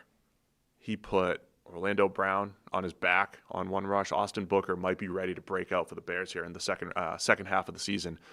But they also wanted to add some depth there with Tyron-Shoyinka, who's been a below-average pass rusher throughout his career, I would say. Yeah, former first-round draft pick that just didn't work out in Tampa, was barely playing in Cleveland, so, I mean, it makes sense that they would take anything for him. Not sure if you're from the Bears' perspective, this is probably a case of we liked him way back when in the draft, so let's see. The other thing I'll say from a Browns perspective, this is really like just tidying up the curtains on a house that has no foundation. I get it. I mean, it's kind of But the Browns have done, like, what am I going to compliment Andrew Berry for? They signed Joe Tryon-Shoyinka for like a $5 million 1-year contract, right? They brought in Kenny Pickett. They brought in Joe Flacco. They brought in all of these, peripheral type players, and they're picking up 40 draft slots, basically, for all of these guys that they pick up on the cheap in free agency. Right. It's not going to win you a Super Bowl necessarily, but I think they're shrewd, really small moves that might add up in the end for the Browns. It still doesn't matter if they don't have a quarterback, but I still want to throw the compliment out. Like, you're doing a really good job of like counting your pennies if you're the Browns. It's like your Robin Hood day trading, right? Like, it's not moving the needle in terms of your quality of life, but don't give away what I'm doing here. You're eking out a little profit each time. Yeah. We're making money. $5 here, $10 there, right? Like, I'm not. You're making money. Nobody's going to me for finance advice, but we're stacking fives. That's what I'm saying. You're making money. It doesn't matter that it's not doing anything. You're making money, and that's never a bad thing. So it is funny. I haven't done the actual math, but I think the Browns might have 4 6th-rounders right now, but a lot of them came from these really small free agent deals that they signed in the offseason. So it's like they're stealing draft capital for nothing, essentially, or for a couple $1 million.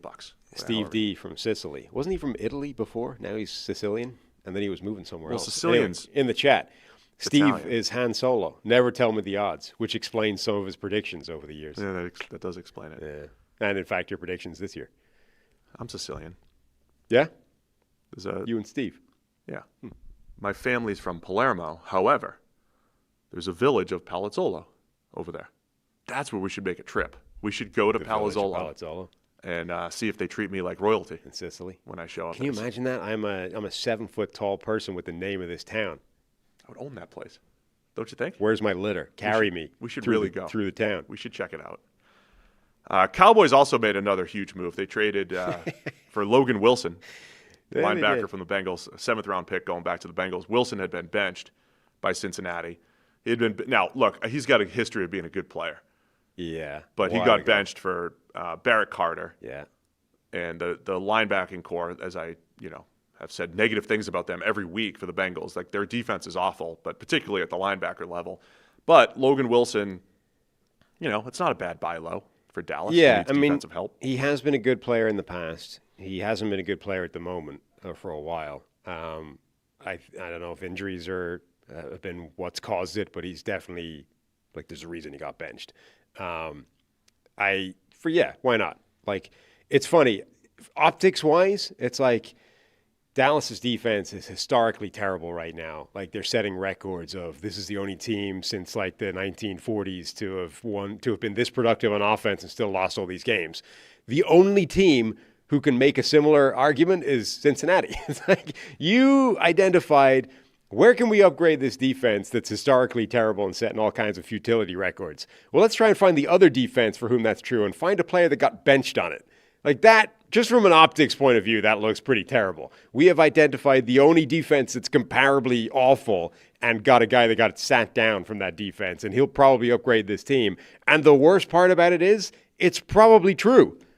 Like, Logan Wilson almost certainly upgrades that Dallas linebacking core right now, and that's sad. Yeah. 7th-round pick. Good for the Bengals getting a 7th-rounder for their backup linebacker, though. Good for them. A couple what-if scenarios and things that didn't happen. Let's go through every player in the NFL that didn't get traded. Yeah, breaking news. Patrick Mahomes did not get traded. No. Swipe for more. I'm sure teams inquired. What do you want for Pat? What do you want? Would you give up? I mean, the Chiefs wouldn't. If you could give up 21 picks over the next 3 years, like literally every draft pick. He's still got like 17 years left in his contract, too. There's a couple what-if scenarios, but let me start with this. The Bengals do not trade Trey Hendrickson. They're sitting here at 3-6.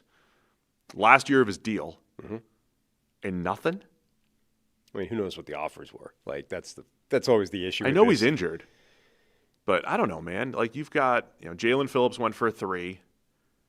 If it had to have been better than a 3, and if you're saying, we'll get the comp pick. Yeah, if it's not better than a 3, it's not even a conversation. Like, because at that point, why would you do it if you're the Bengals? There was, and then the other rumblings, Jermaine Johnson from the Jets, they could have netted a second-round pick for him, and they weren't interested per Connor Hughes. That would have been interesting. You just throw another second in there for the Jets, but that they actually decided to keep the player. And there was an offer for a fourth-round pick for Breece Hall. From the Chiefs. From the Chiefs. And a lot of people had linked, hey, the Chiefs, could you imagine adding that speed? Breece Hall and the Chiefs would have been offense. Fascinating. And the Chiefs' run game has been better but inconsistent. It's more power-driven with Kareem Hunt and with Pacheco when he's healthy. And I know they have Rashard Smith, who's fast, but they're not ready to feature him yet. Adding a Breece Hall to that offense would have been And the Jets were willing to do that for a third. And this is a Chiefs third, right? Like a, bottom of the third. Right. You're in comp pick territory. Okay, maybe you're going to be a bit higher this year, but, maybe not. I'd have been tempted by that if I'm Kansas City. Third, sure, fourth's better than a third, but if they're not moving, unless it's a third, low third for Breece Hall, added to that offense with Rashad Smith as a complement, with Kareem Hunt as the short yardage guy, sign me up. The other reports out there, Schefter says that the Dolphins were getting calls for Jalen Waddle and Bradley Chubb, and they ended up holding. And then Jeremy Fowler from ESPN says the Broncos were among the teams that explored a Jalen Waddle trade. In the end, though, the price was steep. Yeah. That would have been an interesting one for Denver. I do wonder what the price was for Jalen Waddle. I mean, obviously everyone from Miami would have been getting phone calls the same way the Jets. You would assume they were sellers. Waddle is a very good and very versatile player. It must have been very steep to not want to make the move happen if you're Denver. Well, forget Denver. For anybody who's interested. So fun trade deadline, man. Yeah. I think it was Jets are going to be a great case study in the next couple of years. Dallas is always a case study. And the Colts, given the moves that they made, or the move that they made. FanDuel has a new offer for NFL fans. You don't want to miss it. New customers can bet $5 and get $150 in bonus bets if you win. So even if you miss the start of the game or want to ride the hot hand, FanDuel has live bets on everything from who will score next to fourth quarter comebacks. Plus, you can even combine your live bets into a same-game parlay for a shot at a bigger payout. However you want to play, now is the perfect time to join because FanDuel is giving new customers $150 in bonus bets if your first $5 bet wins. Just visit FanDuel.com/33rd to download the FanDuel app today and get started. Must be 21 plus and present in select states. For Kansas in affiliation with Kansas Star Casino, or 18 plus and present in D.C., Kentucky, or Wyoming. First online real money wager only. $5 first deposit required. Bonus issued as non-withdrawable bonus bets, which expire 7 days after receipt. Restrictions apply. See terms of sportsbook.fanduel.com. Gambling problem, call 1-800-GAMBLER, or visit fanduel.com/RG. Call 1-888-789-7777, or visit ccpg.org/chat in Connecticut, or visit mdgamblinghelp.org in Maryland. Hope is here. Visit gamblinghelplinema.org or call 800-327-5050 for 24/7 support in Massachusetts, or call 1-877-8-HOPE-NY or text HOPE-NY in New York. Today we're going to talk Thursday night football. What? BXC David in the chat says, "Big Goofy Gulliver's Travels." We should have a whole series, just you travel the world as a giant human. It would be funny. Remind me, I've got a funny story. I don't even know if I've told it to you yet. I'll tell you after we talk FanDuel, though. Thursday night football, Raiders at the Broncos. Broncos are at home. Bo Nix is over-under is 215.5 passing yards. Thoughts on this one? We always talk game flow.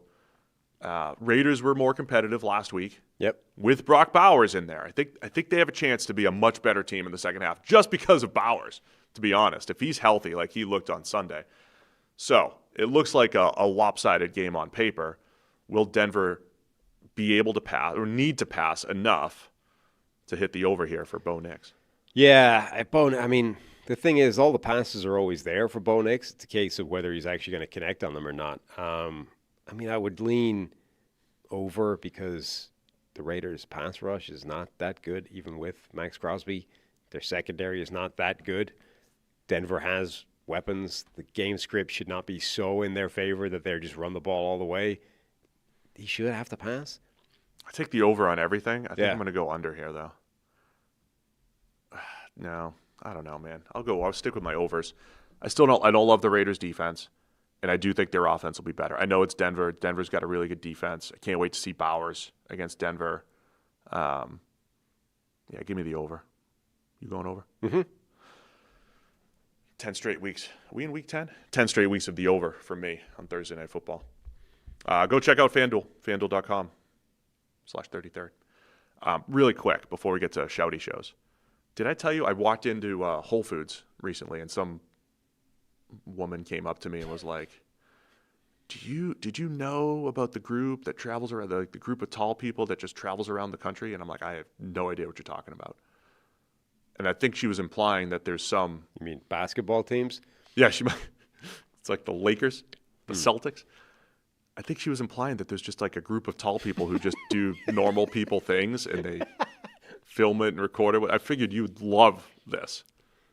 So she tried to conscript you into like a traveling freak show, is what you're saying. Yeah, I guess. So you consider just going on tour as a tall person. Yeah. Like have you joined the tour? Like they're the Savannah Bananas for tall people. You know? Like there's this group, and I never really investigated it. I don't know if anyone knows of this, but maybe that's a good off-season activity. Sure. Why not? For the content. Absolutely. Do you want to go? We'll talk about it off air. A trip to the Kenwood Mall during Christmas time as Elf. Oh God! Would you get the small Elf costume, the other Elf costume, and would just walk around Kenwood Mall? You've been bizarrely obsessed by this as an idea. I think the fans. This would be for members only. Yeah, we just walk around the mall with you dressed as Elf. Yeah, it's not funny if I'm like. No. If you were there too, you'd be the little guy. But it's only funny because Elf is. You'd say I just need to be the normal sized Elf. Yeah. Okay. Yeah. Get Will down here. Either Will to film it for us. Anyway, where are we right now? All right, we got some Shouty Show time. Let's do it.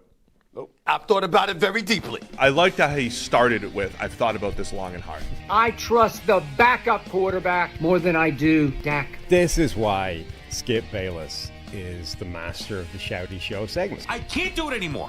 It is year 6. It's just a never-ending arms race of idiocy between loud, obnoxious people. We are the antidote to that. All right. Award-winning segment, future award-winning segment here at Shouty Show time, starting with the declaration that the Cowboys season is over. I got at least 8 teams ahead of y'all right now. Look, Chicago won yesterday. Did they beat y'all? Yes, they did. So you got to think about them. You got Green Bay and Detroit. You ain't getting ahead of them. You ain't catching the Eagles, all right? And you got 3 teams in the NFC West, and you got at least one coming out of the NFC South. You ain't going no damn playoffs. Wait. Y'all going to have your asses home in January, just like me. At the beginning. Was this live from the stadium? Is this where he's doing this? So this must answer my question here. What the hell was he doing there? Why was Stephen A. with Jerry on Monday night? So they must have done the show on Tuesday morning? This is what is so obnoxious about this whole... Like, he's out there ranting about the Cowboys, and then 5 minutes later or before, whichever way this happened, 5 minutes before or after, he's up there in Jerry's suite. Sitting beside him. Breaking kayfabe. Right, being all happy and stuff. Get the hell out of here. Like, either be for real or don't. I hate this fakery. It's all fake. It's disgusting. He's just reading the standings, too. What do we do? Just reading the standings. Right. Well, I mean, that part. But it's like, he's not even genuine about, like, mocking the Cowboys. It's all performance. I hate that. No, as a good journalist, right? Just like, the Dallas beat reporters got to put the microphone in front of Jerry's face and get some quotes, which, by the way, Jerry does after every game. Is amazing that he does a post game as an owner / GM. Yeah. But then you got to get to the Bugler and you got to write honestly. You're going to have to criticize the team that you cover. There's no honesty in what Stephen A. Smith does. No. It's all a performance. Yeah, of course it is. That's why we have this whole segment. And I hate that. To break down his performances. Like, I've decided. I've been back and forth. They both annoy me. But I've decided that the fakery is more annoying than just stupidity. Like, I hate the fact that it's fake more than I hate the people that are just dumb and have bad takes. I've decided. I've been back and forth on that. I've been on the fence for the whole time. This take, the fact that we saw Stephen A. sitting there, buddy with Jerry, that made up my mind for me. I hate the fakery more than I hate the stupidity. Cowboys are they're on Monday Night Football again. This is going to be 2 straight Cowboys games where they're on Monday Night Football. Their next game is November 17th on Monday Night Football against the Raiders. Okay. Anyway, I was more looking at the actual analysis. Their seasons, you're actually giving it credence to debate it as an idea. They're 3-5-1. Yeah. You probably have to win out to make the playoffs now. Maybe you can slip up once, right? If you were 9-6-1, it's a loaded NFC record-wise. So you probably can slip up once and maybe have a shot, but I doubt it. And I was just checking the schedule. You got to play the Eagles at home, the Chiefs on Thanksgiving, at Detroit on a Thursday night. Got the Vikings, Chargers.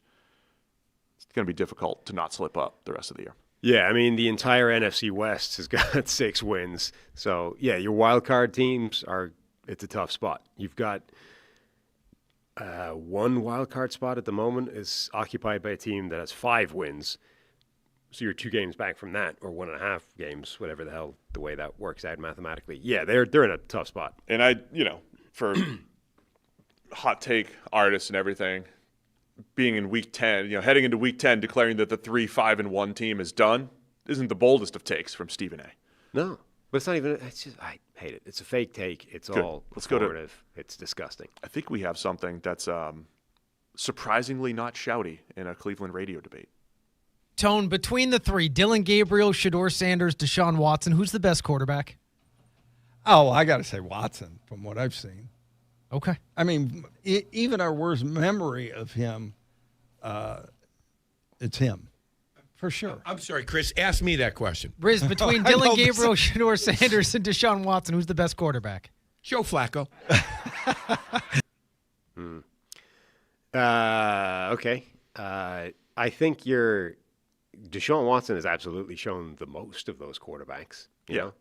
Like, he was elite at his best. Even in I think you're Cleveland, forgetting, though, just how terrible he was with the Browns. Yeah. I haven't seen the great Austin Gale hasn't necessarily pulled out his EPA per play numbers in the Dylan Gabriel era.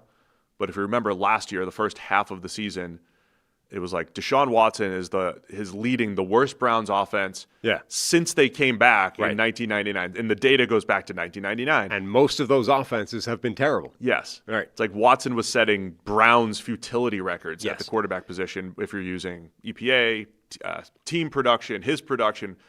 It was awful. Now, Dylan Gabriel has not been better. Dylan Gabriel's been bad, but the idea that it's clear that he's been notably worse than Deshaun Watson when Deshaun Watson was playing for the Browns, I think is incorrect. I would have to answer the Shedeur Sanders mystery box. Just as being an unknown? Yeah. Simply through not playing. I mean, look, we thought we were high on Gabriel as a mid-round pick, which is where he went. Yeah. As like take a shot on him. Right. But we both liked Shedeur Sanders better than Dylan Gabriel as a Sure. player. We haven't seen him play, though, so it's hard to say he's the get best. it. I mean, Deshaun Watson was playing abysmally to the point where even if he hadn't got hurt, they would have had to go in a different direction and bench him anyway. Dylan Gabriel has not played well since coming in. Shedeur Sanders has simply not played, period. So I don't think you can say he's the best simply because we haven't yet determined that he plays like crap. I think is probably not the way of doing this. And at the end, they got it right. Joe Flacco has been better. Now, yeah. I mean, he was playing like garbage for the Browns as well. The Browns No, is he just wasn't. He was playing badly for the Browns. He was leading the this year in the NFL I was thinking interceptions. I was thinking 2023. No, you're right. He wasn't great. No, but the 2 interceptions against Cincinnati earlier this year were not on him. Okay, but he was also playing badly. Like previously, or the subsequent the game offense was the opposite. With him. The subsequent game was the opposite, where he was putting the ball in terrible spots, and the receivers it was bad. The Browns just turn every quarterback into terribleness. There's just no way out. Baker. Well, he overcame it for like brief stints, and then they screwed him over anyway. So the Browns have not enough credit for what Baker Mayfield did there. Like, the way some teams, the curse of whatever, and it's because the team does something to, invite the curse. Well, the Browns keep doing things to invite the curse, right? You move the team, that starts a curse. You then do the Deshaun Watson thing, that starts a curse. Like, you're just repeating curses, like doubling and tripling and quadrupling down on curses. This is why the Browns have this, decades-long streak of awfulness. As the chat reminds us, Tony Grossi, he's the guy that Shedeur had a little spat with. It's like, well, yeah, spat with Baker Mayfield. Like, he seems to be his shtick, right? He seems to be an piss ass. off the Browns quarterback, or backup or third string. He was the guy who, at the Super Bowl one year, got himself into trouble. I forget what he said, but he did something. Oh, that's right. Said something about Baker Mayfield and was about busy. Baker's height. Was that what it was? Yeah. And he was like, he was like on the desk next to us, or maybe one over, and he was on the phone with like upper management or whatever, like trying to get his way out of being canceled. It was pretty funny.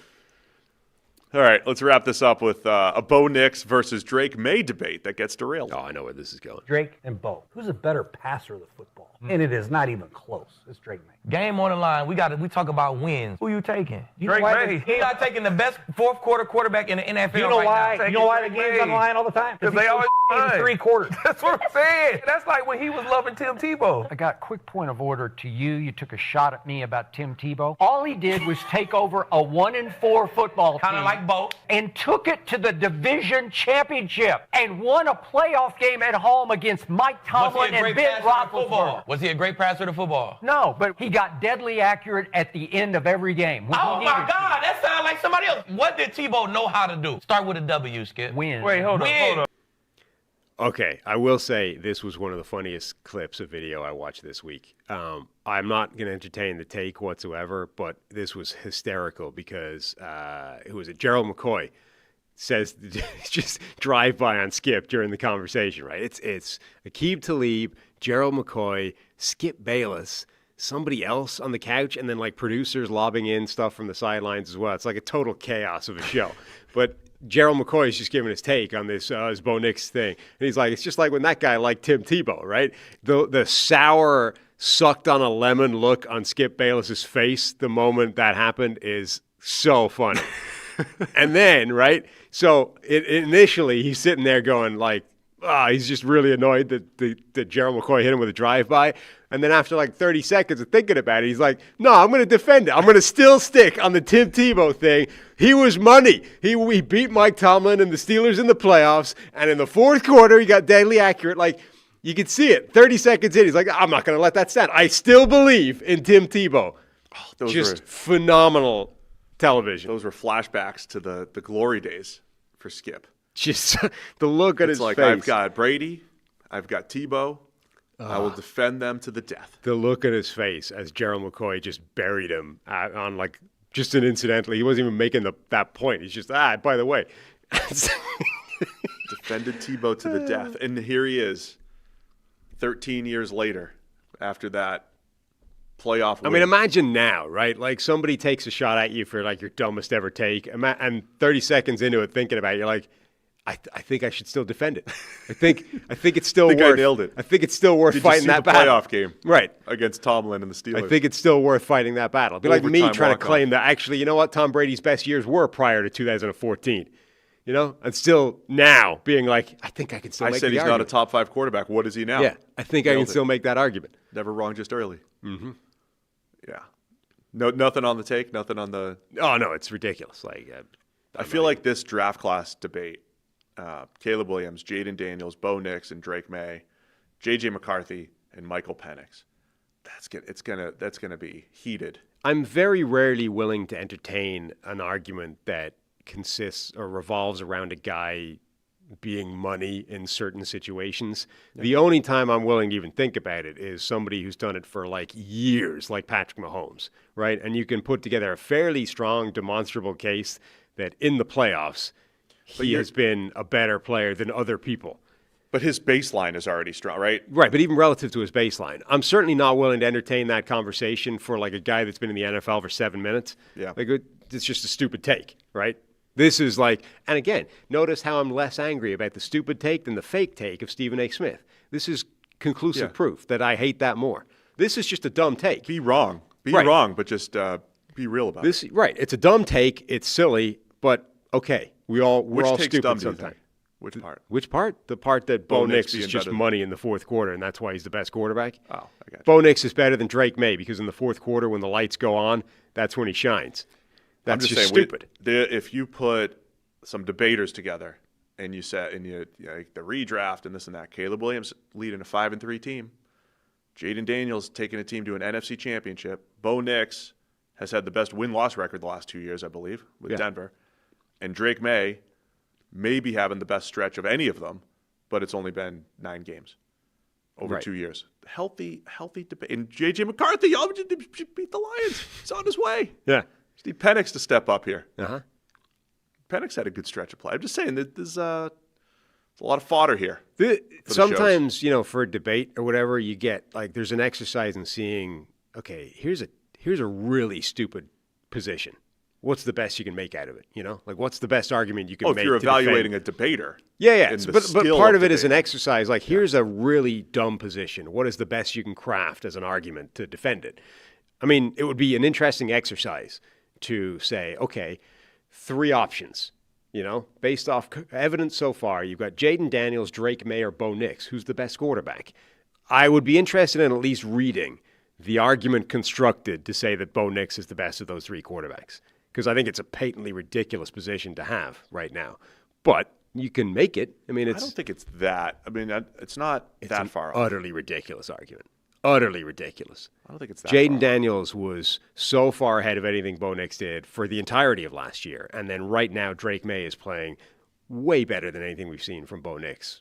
And the only argument surrounding Bo Nix is in the fourth quarter, he's Tim Tebow. No, there's durability. And he's played. There's durability. And he's won some Daniels games. has been hurt 4 times now in 2 years. There's durability. Yeah. There's other things, touchdown passes. Yeah, there you go. Other things. That's my point, is that your argument, that it would be an interesting exercise to see the arguments constructed because it's crazy. I'm just saying, I'm not ready to have the arguments. I'm saying there's fodder there for all of them. All right, let's get to the Bugler. Wednesday update time. Now it's time for the Wednesday update, brought to you by the Cincinnati Bugler. Mm-hmm. So there was a rumor going around. We were talking about this off air. See if we could recreate the magic.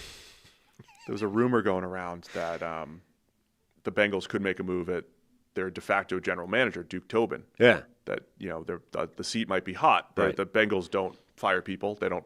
Duke's been there forever. There's only 7 people working in the building. Yeah. So that would be rare. But there was a rumor going around, and then I said, hey, I would apply for the job. Yeah. 10 minutes from there. I live pretty close. I would do it. And you suggested that, for all the GM jobs, maybe that could be the one. I'd be willing to do it for less than, say, all your other general manager candidates, right? Yeah. I mean, I think the Bengals are the one franchise in the NFL where the special skill that you bring to the table of being willing to work for a lot less money than regular GMs would actually be a factor.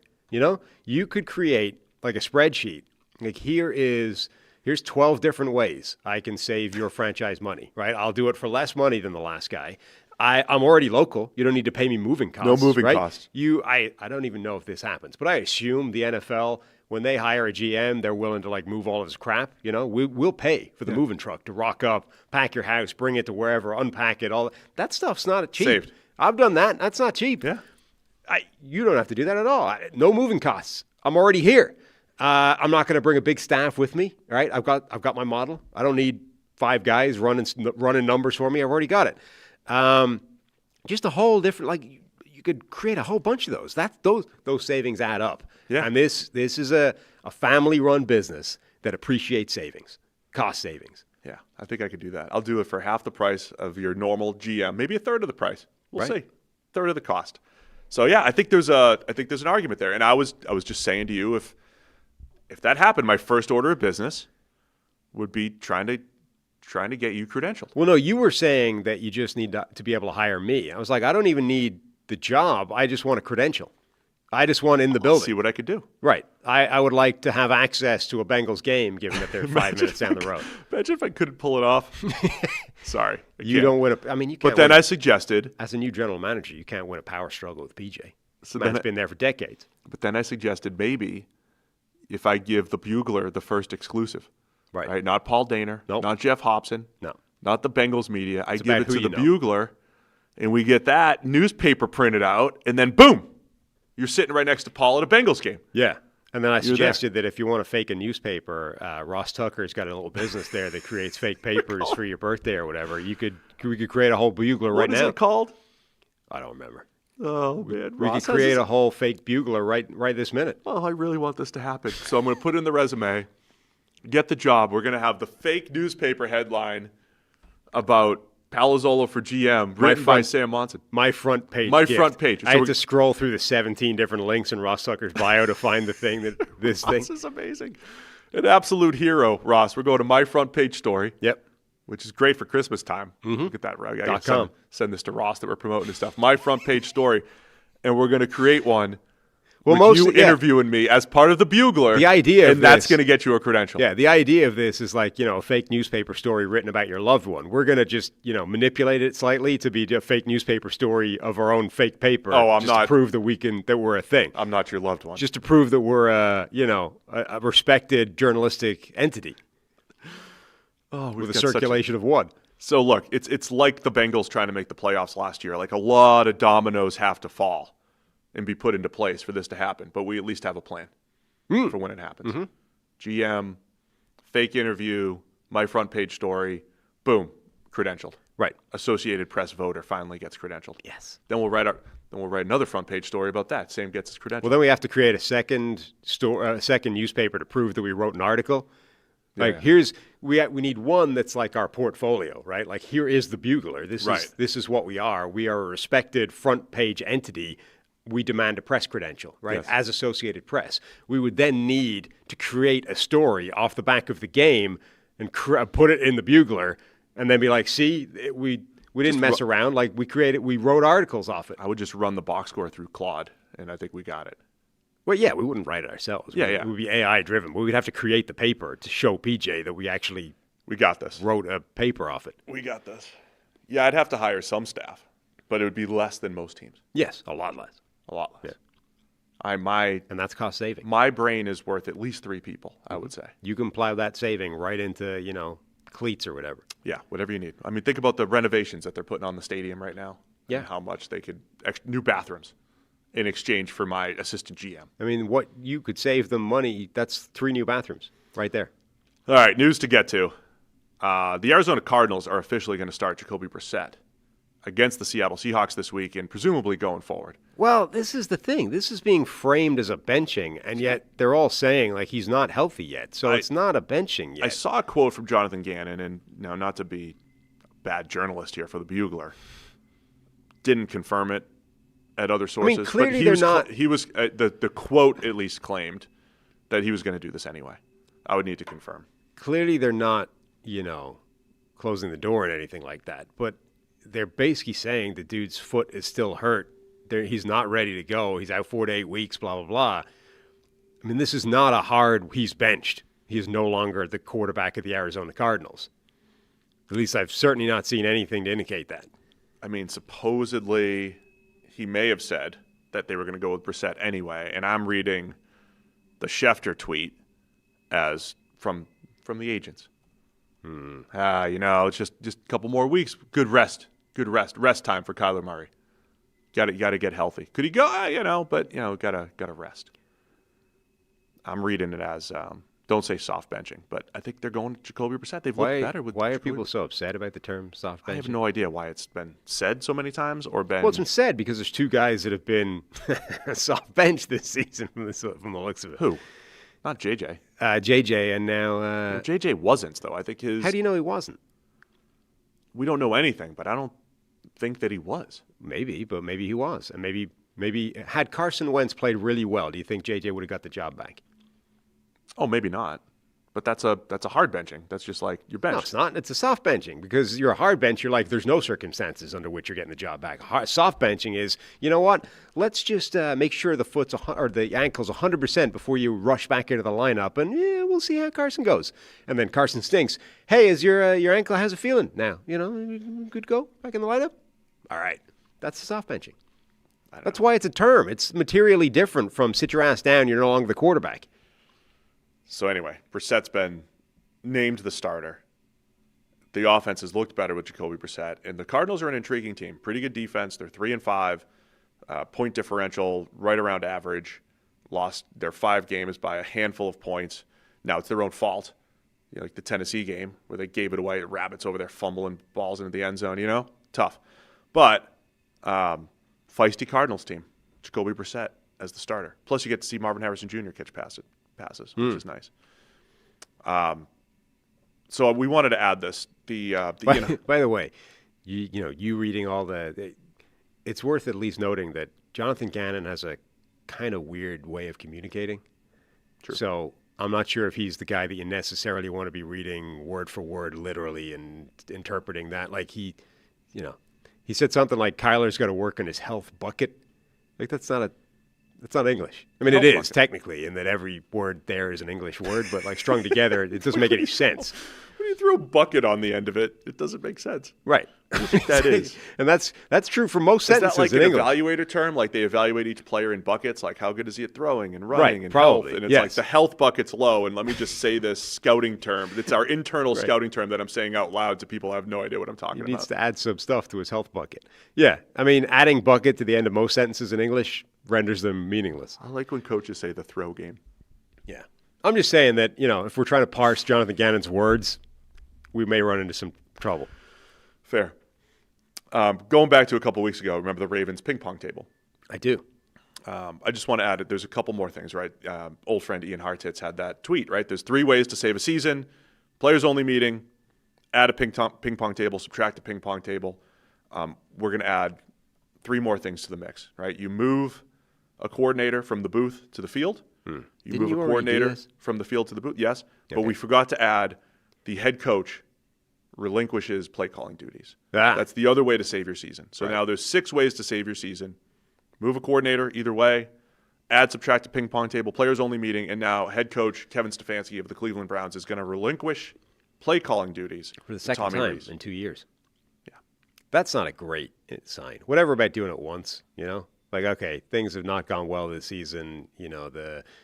I need to focus on other things. The job is too big. I'm going to give duties to this guy who will be better focused on this specific area of the game. All right, cool. If you're repeatedly doing that, that can't be a good sign. There's a couple times in history that this stood out to me. That was interesting, and I hope I'm remembering them properly. This will not save the Browns season, by the way. Maybe the offense will look better. Oh, no, their season's already toast. It's not going to save their season. It was never, it was always, it was a sacrificial season. There was the 2000 Giants.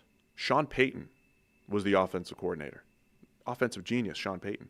I believe he lost play calling duties halfway through the season. Stripped of them. Stripped. And they went to the Super Bowl and got smoked in the Super Bowl, but they made it there. Smoked Minnesota in the NFC Championship. Yes, they did. So that one worked.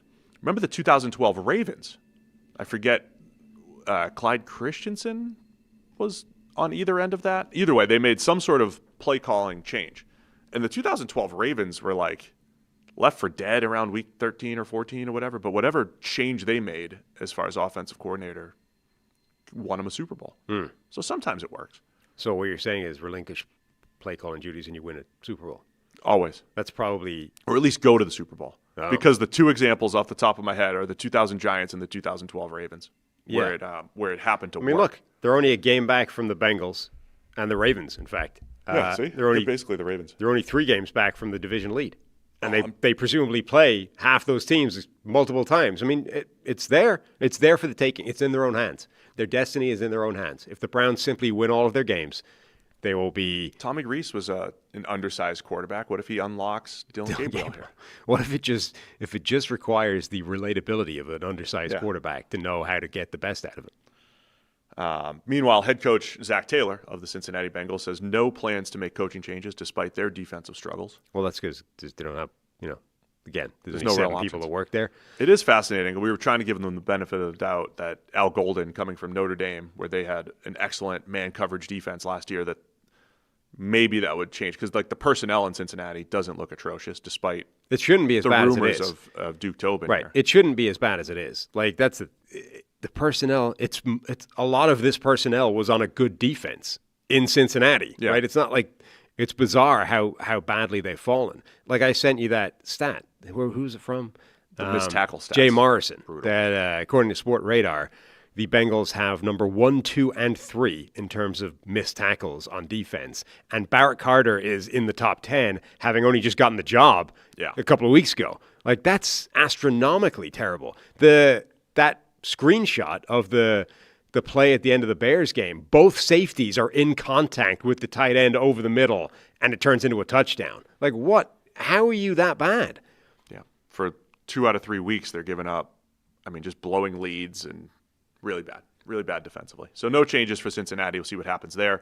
Joe Alt does officially, Chargers tackle, does officially have season-ending surgery. So second high ankle sprain in a few weeks here. So it was one of those, like, the first time you could play through it, but high injury risk, re-injury risk. He gets re-injured and has to have season-ending surgery with a body torpedo launched at it. The significance there, like on-off splits, are very noisy historically, but they sometimes tell a descriptive story that you see, not necessarily predictive, but the descriptive story is Justin Herbert's like 2 yards per attempt lower without Joe Alt on the field. Yeah. And you kind of feel that when you play the Chargers because it's compounded by Rashawn Slater's out for the year. So see if the Chargers can survive that here in the second half of the season. And then unfortunately, the MRI that we were talking about on Packers tight end Tucker Kraft on Monday morning did confirm a torn ACL, so he's on IR and out for the year. Sucks. One of the best tight ends in the league right Do you see now. somebody, one like Packers, Twitter beat, like a blog, effectively, not a beat writer, was trying to make out that was like a dirty play by Nick Scorton. Nick Scorton went low on a sift backside block on a run play. Yeah, which blew up which basically put a brick wall in front of Tucker Kraft, who's coming across the formation. He runs into it and pops his knee. That happened. Was it Kayvon Thibodeau did that a couple years ago to someone? Like the NFL had discussed. I also don't think he was intentionally going that low, but when he went low, the dude sort of pushed him down to get, the knock-on effect of him going low was to then be driven even lower, which then blew up the play, that's his job. Like he's literally, his responsibility is to blow up that block. Yeah, and it's a common play all the time. I do think the NFL had discussions about losing that, but it never came through. So it's not a dirty play. It's a pretty common play. It's unfortunate though for Tucker Kraft. C.J. Stroud in concussion protocol, feeling a little better per D'Amico Ryans, and then Broncos wide receiver and corner Marvin Mims and Riley Moss, both limited participants in Broncos Tuesday walkthrough practice. Of course, they're playing tomorrow night against the Raiders, so we'll just keep an eye on both of those guys. Mm-hmm. And the Broncos were thinking about getting Jalen Waddle. That'd be, if they had Waddle, still had Marvin Mims, Troy Franklin, maybe they'd have to give up one of those guys. I could see Mims being a part of the package. We were just adding players for Bo Nix to miss. Yeah. Left, right, and center. Oh, jeez. And then there's a question from producer Will here. Do you want to discuss the spat between ESPN and YouTube TV? Do you have any thoughts? Other than I want them to figure it out. Look, we're in a world. It is kind of funny. It does look like, now maybe this is just a couple vocal people, but for anyone that doesn't know, ESPN and YouTube TV are not able to come to an agreement on YouTube TV continuing to carry ESPN stuff. So consequently, anyone that was watching that way no longer has access to all Disney stuff, not just ESPN, right? Like it's anything Disney. Yeah, ESPN, ABC, right? SEC Network, so all ACC, that's gone. Everything attached to ESPN or Disney. Essentially, ESPN, who is now creating their own in-house bundle product thing, is saying, well, you need to pay more if you want to carry this thing, because otherwise we're like they're selling to a competitor effectively. So they're trying to up their prices. Everybody is trying to do that to YouTube TV, so their prices have to keep going up. So they're understandably fighting against that and trying to keep their prices as low as possible.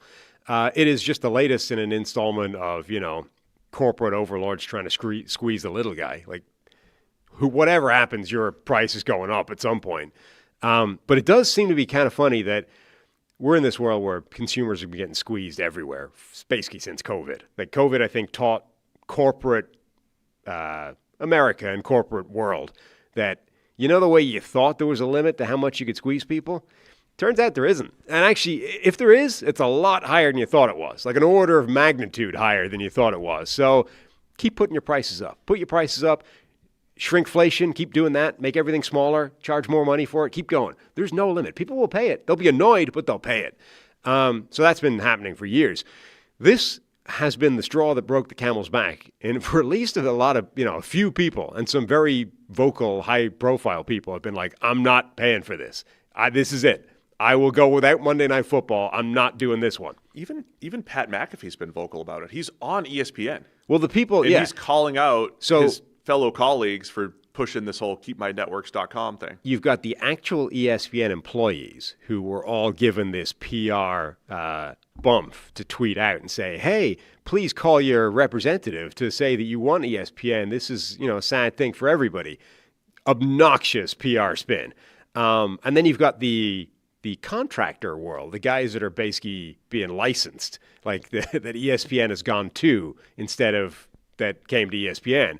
Like, hey, McAfee, you've got a huge audience and a great show. Could we, do a little business? And he's going, yeah, sure. But McAfee retains independence and complete control and the license to point out when they're being assholes. He doesn't need ESPN as much as they need him. So all these guys that have got FU money and the independence to still point out when ESPN are being assholes are all pointing out that ESPN are being assholes.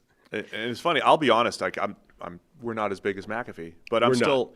There's a part of me that's worried about, like, well, if you call out ESPN and if you ever have to do business with them, or if you call out YouTube TV, like YouTube TV would be a great sponsor for us. We've got hardcore football fans. We can help push your Sunday ticket product and everything. So I don't want to trash potential partners like we do with Skyline on here. Right. But just you want to call it out, right? It is YouTube TV. It looks ridiculous to YouTube TV subscribers because they had a price point of like $32 a couple years ago. Yeah. And it looked great at the time, but they must have anticipated the licensing, the carriage discussions coming up, which is like, well, ESPN wants $15 a subscriber and Fox wants X per subscriber.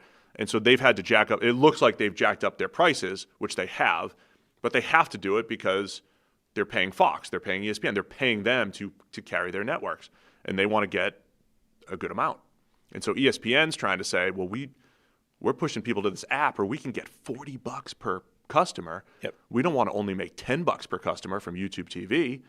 And so Google's crying monopoly, saying you're trying to push everybody to Hulu. You own Hulu, Disney, and you're trying to push everybody to your stuff. And then the consumer is definitely the one that gets screwed over because the number of people who are like, I think I have ESPN Plus, and I have Hulu, and I have Disney. Where are my football games? It's like, nah, you got to be Mr. Unlimited. You got to go to ESPN Unlimited for that, and that's $40 now or $30 or whatever it is. We'll give you a deal year one.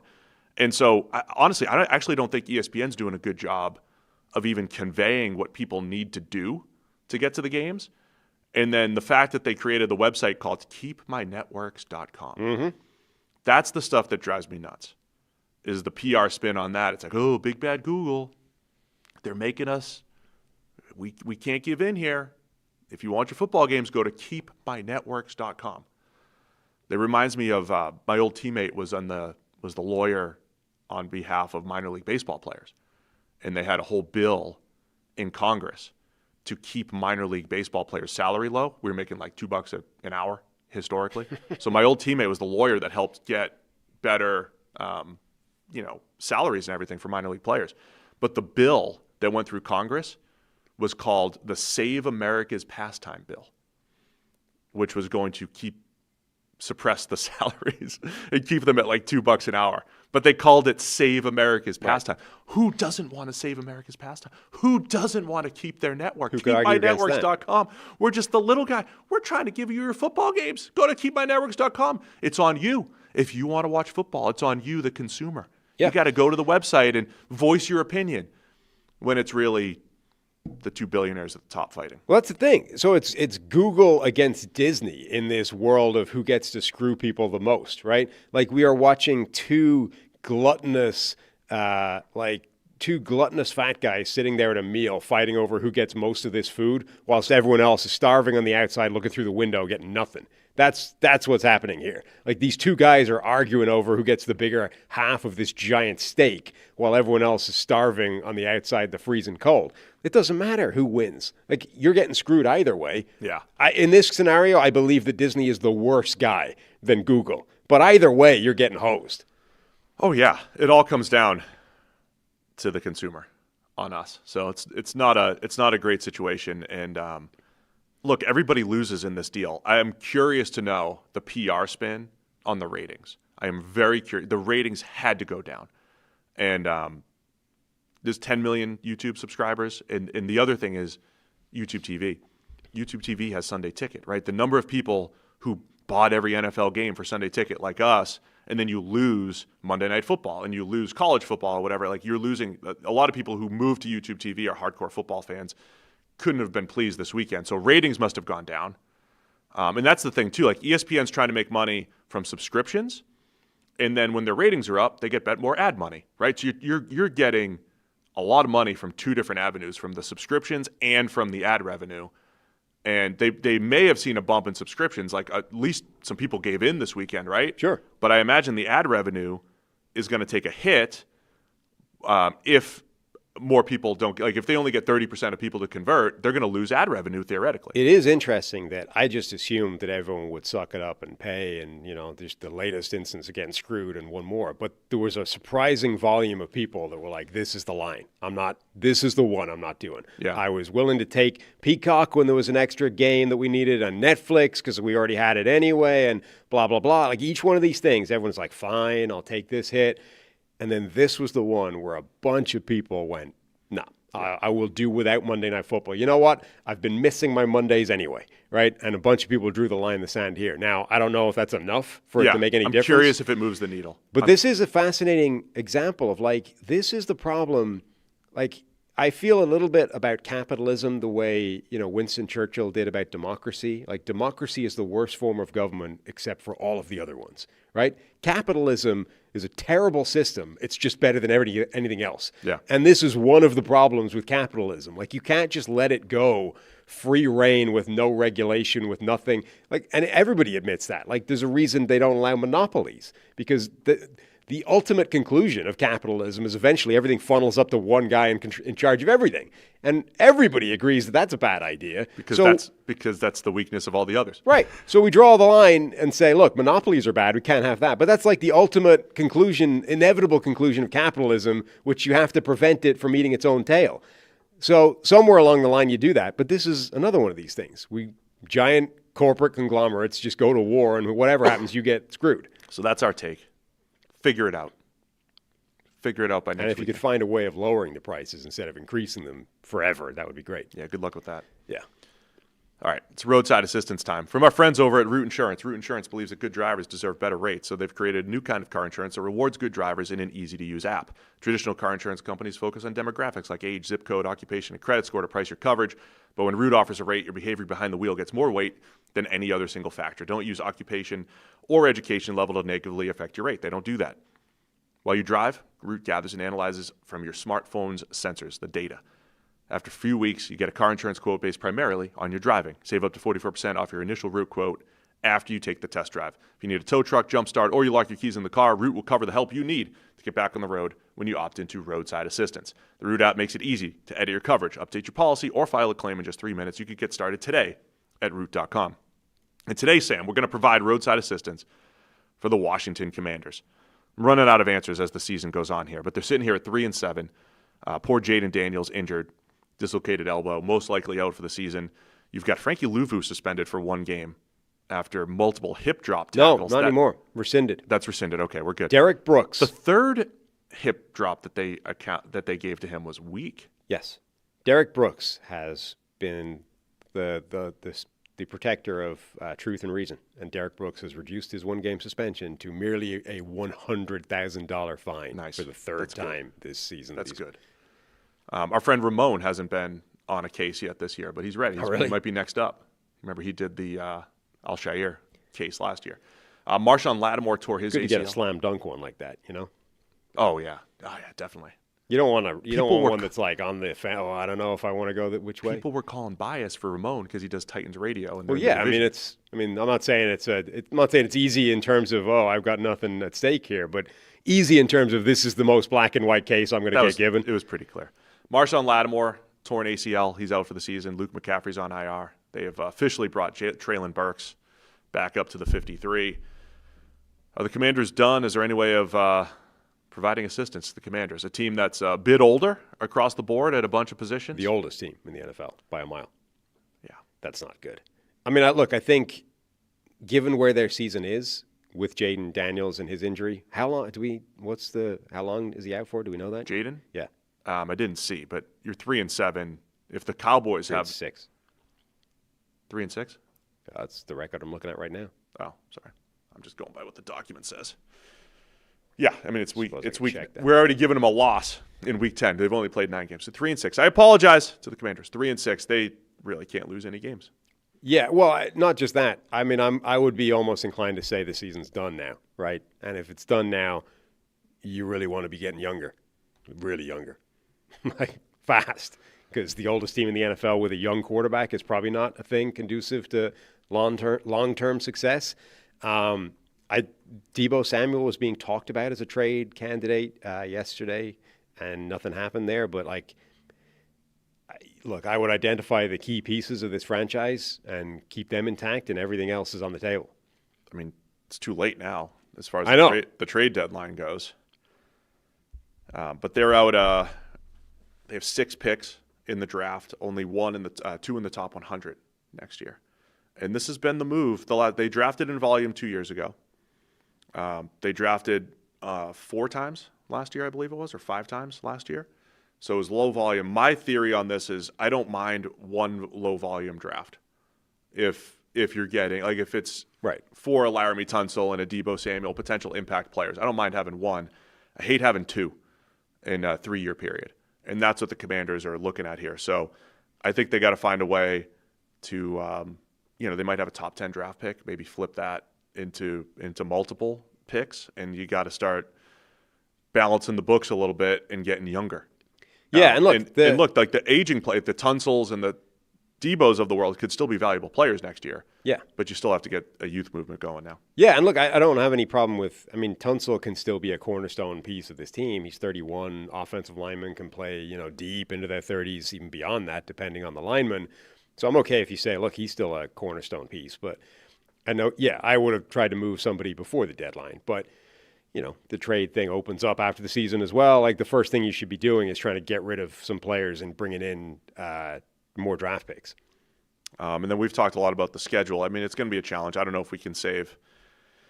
I don't think we could provide roadside assistance for this season. They've got the Lions. Still have to play the Broncos, the Eagles twice in the last 3 weeks. It's going to be a challenge, obviously. But start to look to next year, getting younger, get some young players, some more experience out there, and then find that balance. We said coming into the year it was kind of like the Texans last year, who were close in a rookie quarterback season, and then in year 2 made some go-for-it moves, ironically with the same left tackle, Laramie Tunsil. Made some go-for-it moves. The Texans, it didn't work out as intended, but they were still good. Like, they still ended up in the final 8 the same way they did the previous year. For Washington, it has been horrendous. They just have not they've had injuries. The defense has been really suspect, and honestly, the defense was suspect last year, but they were, had some sacks and some turnovers. The fourth, a lot of the things that we said could regress this year regressed for Washington. And so maybe it's not as bad as it seems, just like it wasn't as good as it seemed last year. But I think just trying to multiply your draft picks this offseason is going to be a big part of getting them back on track. Yeah, and I think it isn't. Like, it's not as bad as it looks because injuries have been such a big part of it. Right. Like, McLaurin's been down, Daniels has been down, Deebo has missed some time. Like, some of their most important players have been missing. So I think they are a better team than 3-6. But it is a weak roster in a lot of areas, and some of the trades haven't worked out. Like, the Marshawn Lattimore thing has not been a success at all. Right. And that was an important piece to add. Tunsil has worked out. He's been very good. Lattimore, not so much. So, I think they need to kind of have a real honest assessment of where this team is in the offseason. We've got some really good pieces. McLaurin, Daniels, Tunsil, if you want to keep him as part of that. Like, there are some very good players on this roster, but there are some glaring weaknesses, and the fact that this is the oldest roster in the NFL with a quarterback entering year 3 is not a good thing. our roadside assistance. It's harder and harder to provide assistance this time of the year. Yeah, it is. But we've done our best. Roadside assistance, go check out root.com. Let's do our NFL autopsy series. We need an intro for this now. We started this years ago, cause of death for teams that are done. So we'll do a couple of these every week as more get added to the graveyard. Yeah. So cause of death for teams whose seasons are over at this point. There's a few. Miami Dolphins, New York Jets, probably the Cleveland Browns, New Orleans Saints. Was the Browns season ever really not over?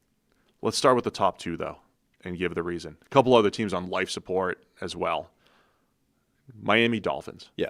Well, their season, I think, officially ended when they fired their general manager, right? And I guess the fact that they basically tapped out of the second half of that game, which probably prompted the firing of the general manager. But that 24-hour sequence signaled the end of their season. What was the cause of death? A crappy roster. Softness.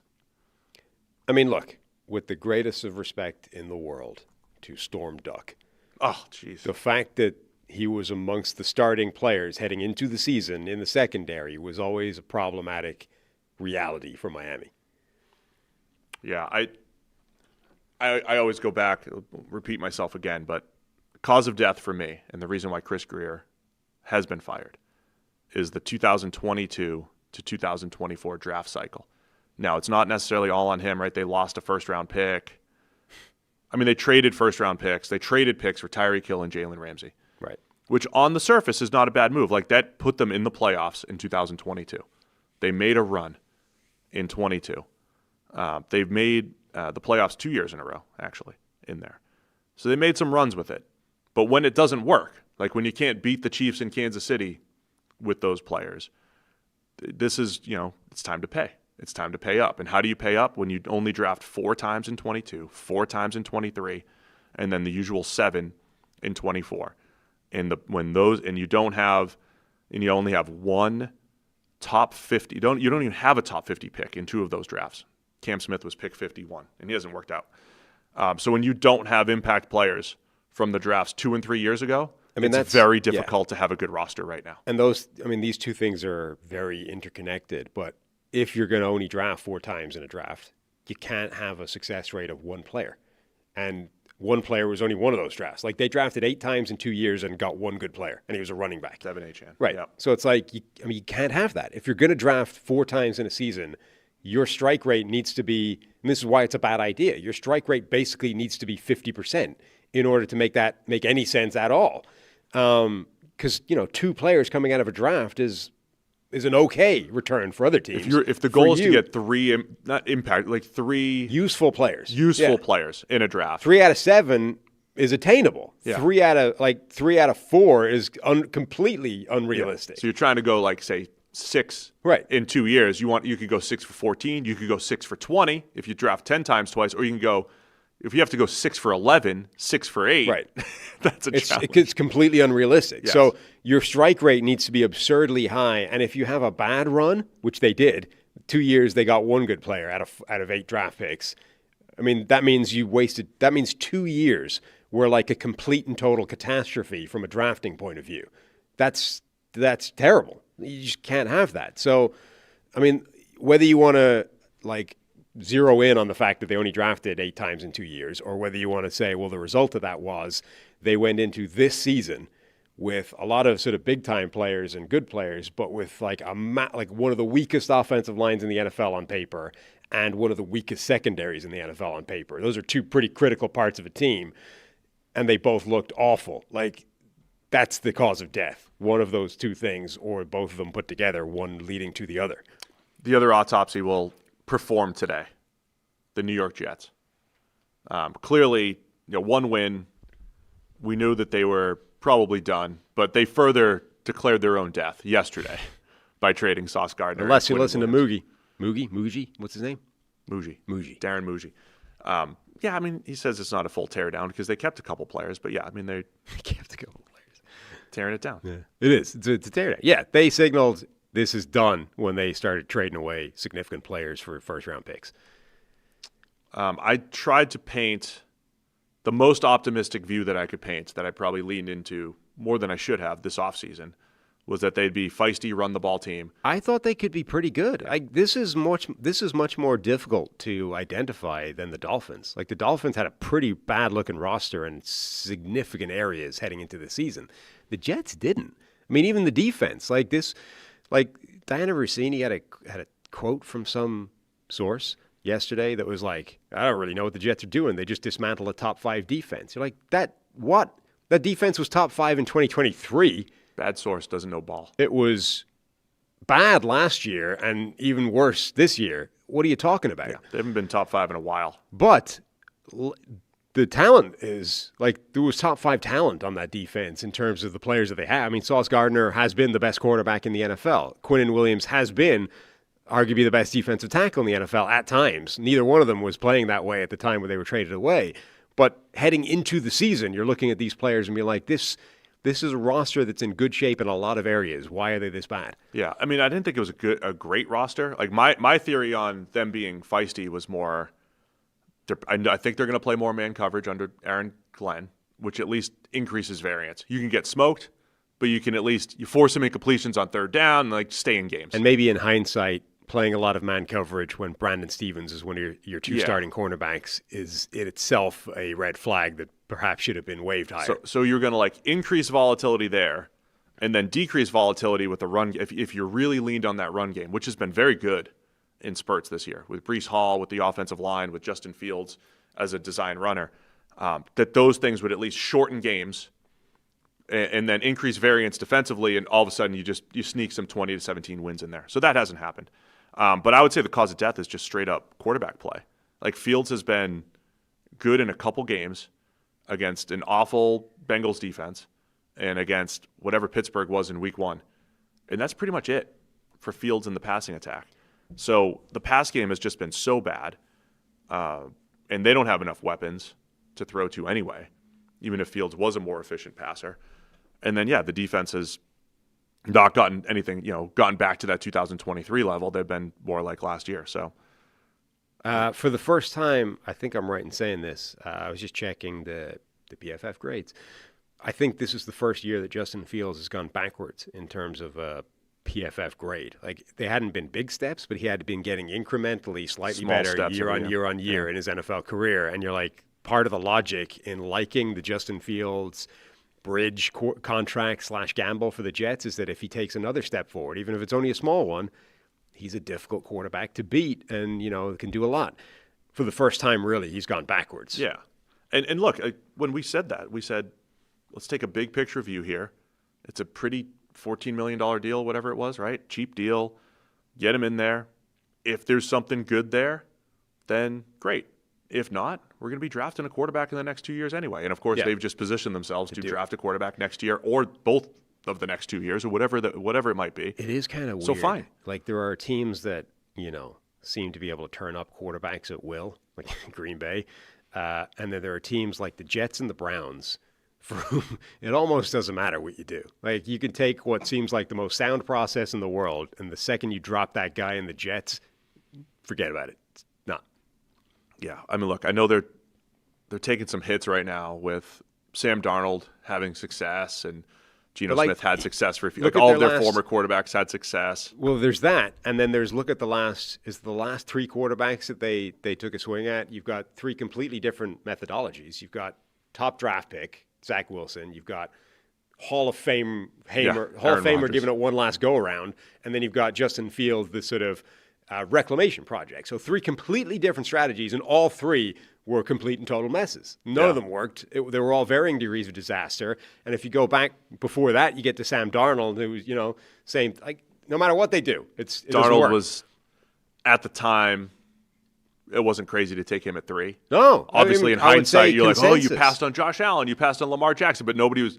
Some people liked Josh Allen enough at the time that they were saying that, but nobody was like, oh, man, you took Darnold, that's crazy. I would actually say that was consensus seen as like a bargain because most people didn't have Baker Mayfield going number 1 overall. Most people had Darnold as the QB1 of that draft. Allen was supposed to go in the sort of 7 range as maybe the 3rd guy because of the inconsistency and the risk attached to him. And I think Darnold was actually seen as the safest bet in that class. So when the Jets got him at 3, the Giants not taking a quarterback, going with Saquon instead, I think most people thought that was awesome for the Jets. And then disaster. Like, it's just so strange that there are a couple of franchises where it doesn't matter what they do at the position, it's not going to work. Yeah. So anyway, cause of death. I think overall, I think it was a lesser roster on the bottom half of the league, but I thought they could, play a style that would make them more competitive. They didn't. I'd say the pass game overall was the cause of death. They just couldn't compete in a bunch of games. So, yeah, because of what I've just been talking about, I think cause of death is ultimately whatever bad juju they have that prevents them from having quarterback play. Being the Jets. Yeah. Is that ownership? Is that just some curse that they've got working on the team? Whatever it is, there is something that currently lingers throughout the New York Jets organization that simply prevents them having good quarterback play. And that is, at the moment, the thing that is killing this team. So there you go. We're going to have – so what are we doing with we're going to have a graveyard over there? Is that the plan? I had planned on writing on the chalkboard thing that was painted on the wall, team. I don't know if we do a week of death, like a time of death. But when I tried to scrub off the stuff that was on there this morning, didn't scrub off so much. Now, I don't know if that's the pens, the chalkboard pens, and they're just extremely difficult to scrub off, or if the chalkboard paint is, in fact, a sham. So I'm not sure. We'll figure it out. We'll get this there. claims you can wet erase it, which I did. I used your, whatever those Lysol deals Oh, nice, were. yeah. It didn't work, though. So I had to just put an extra layer of paint over the top. So we'll do a couple of these every week. We'll save the Browns and Saints for next week. Is that right? Yeah. So we decided. And then we'll keep an eye on Giants. Bengals are close. Well, there's some teams on life support. Raiders, yeah, life support teams. But we'll do our autopsy, cause of death every week. Good show, man. That was fun. We spent a lot of time on the trade deadline, but we don't get that type of excitement. You rarely get those Every types of players moved at the deadline. Yeah. I hope that's a sign of things to come. I hope the NFL is going to go that way. So then the other part, just to finish the show, last year every team had their first-round pick, right? Yeah, first time in years. Long time. Next year there's 4 different teams with multiple firsts, and then what the Jets are doing, right? So the Jets are that team. We're going to be speaking a lot to Jets fans in the offseason. Mock drafts, what to do with all your firsts, how to maneuver all the picks, how to rebuild. It's going to be a lot of fun talking about building that team back up. Billy in the chat points out, the Sam Darnold seeing ghosts thing. Maybe he's like the kid from The Sixth Sense. Maybe he actually was seeing ghosts, and maybe there's actual ghosts haunting the Jets, and that's why they don't get good quarterback play. Maybe Darnold's just more perceptive in terms of ESP than Mark Gastineau in his face at all times. Maybe he's just more perceptive than your average player when it comes to ESP, and he actually did see the ghost. Maybe that's the problem. Maybe it's just harder to throw in the Meadowlands, as I've been saying. Eli is a Hall of Famer, and his stats are only bad because it's impossible to throw there. If Eli had played in Indianapolis, where Peyton was, he'd be the better brother. He definitely would see a huge bump statistically, and if he was playing in a dome. Eli was, in fact, the better of the Mannings. Because when he played against Drew Brees in the dome against the Saints, he had like 6 touchdowns. That dome game. Imagine Eli in a dome every week. Got it bad. But he opted into that. It's his own fault. He left San Diego. Somebody has to be able to do that at this point. Just what's Eli's dome versus outdoor splits for his career? I can look it up. It's out there. I mean, and just project it forward. We'll just eliminate the crappy half and just say, what does his career look like in a dome every game? I can't project it out, but I could find his splits over here. We'll just double it. It's just hard and fast here. We're not looking for we're not looking for flawless math. I'm just saying you strip out the outdoor games and double the dome games. What do you get? The simple analysis that I did a couple years ago in dome games, it was like back to the merger. Nah. Passer rating was like 6 points higher in domes versus outdoors. Sure. And then I looked at it, and it was like a home. You're better off being on the road in a dome statistically than outdoors. Than being outdoors at home. Yeah. Right. So home road splits are definitely significant, but home outdoors is worse than road in a dome. So in a dome, Eli passer rating's 87 instead of 82.6 outdoors. So he's actually close to the standard. But in the retractable roof, he's up to 97. So that's the thing. Like, they split. The retractable roof games That's like one game. That should be implied. So I'll read those stats. And the retractable roof games if you could just combine those with the dome, because it's either closed or it's great weather. I would lump them together. They don't. Do they track whether they've got the roof open or not? They don't, right? I'm sure somewhere. But I'm just looking at Pro Football Reference, and they've just put dome games and retractable roof But I games. think multiple sources do that, where I think it's quite funny, where they have this is a retractable roof stadium, and we're not going to tell you whether or not the roof was open or closed at the time. Yeah. Well, then what's the point in tracking if it's a retractable roof stadium? Yeah. So I'll tell you what's interesting. Retractable roof, 34 touchdowns and 16 interceptions. That's way better than his career rate. 97 passer rating. 7.8 yards per attempt. It's way better than his career baselines. But Eli, with a 117 and 117 career record. Yeah. He is 101 and 100 outdoors. Mm-hmm. He's 8-8 in a dome. And he's 9-10 retractable roofs. So what you're saying 500 there is effectively, in all circumstances. Yeah, there is no circumstance you can throw Eli into that stops him from being a rank average 500 quarterback, except apparently a Super Bowl run against Tom Brady. But what he is in the playoffs is 8-4. So this is funny. In the playoffs, Eli's 2-3 in the wild card round, 2-1 in the divisional round, and then in the conference championship and the Super Bowl, 2-0, 2-0. Right. Eli is, in fact, the Tim Tebow player that Skip Bayless keeps talking about. He's only interested in the highest stakes in the land, right? Yeah. Anything below that, he's rank average. If you step up slightly to the low rounds of the playoffs, he's going to get a bit better. And then once you get to the conference championships and the Super Bowl, that's when he shines. So I'm just saying. That's a rare skill set. Yeah. I mean, if you could just tap into that motivation for all other games, you would have the greatest quarterback that ever lived. I do think there's something to playing outdoors in certain stadiums that affect your stats. Eli's just not a good I would test honestly, bed if you are an Eli as a slam dunk Hall of Famer, I would lean into that fact more. That he played outside. And say, is it the fact that the Jets... So the Giants have had good quarterbacks historically, but not really. Like they've had Phil Simms and Eli, right? Like they haven't had great. You haven't looked back and said statistically great Giants quarterbacks, right. Statistically great Jets quarterbacks, Browns, Bears.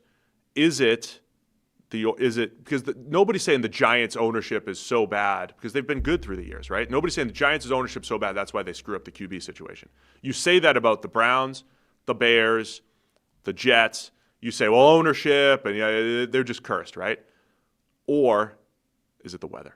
Then you have Green Bay ruining everything.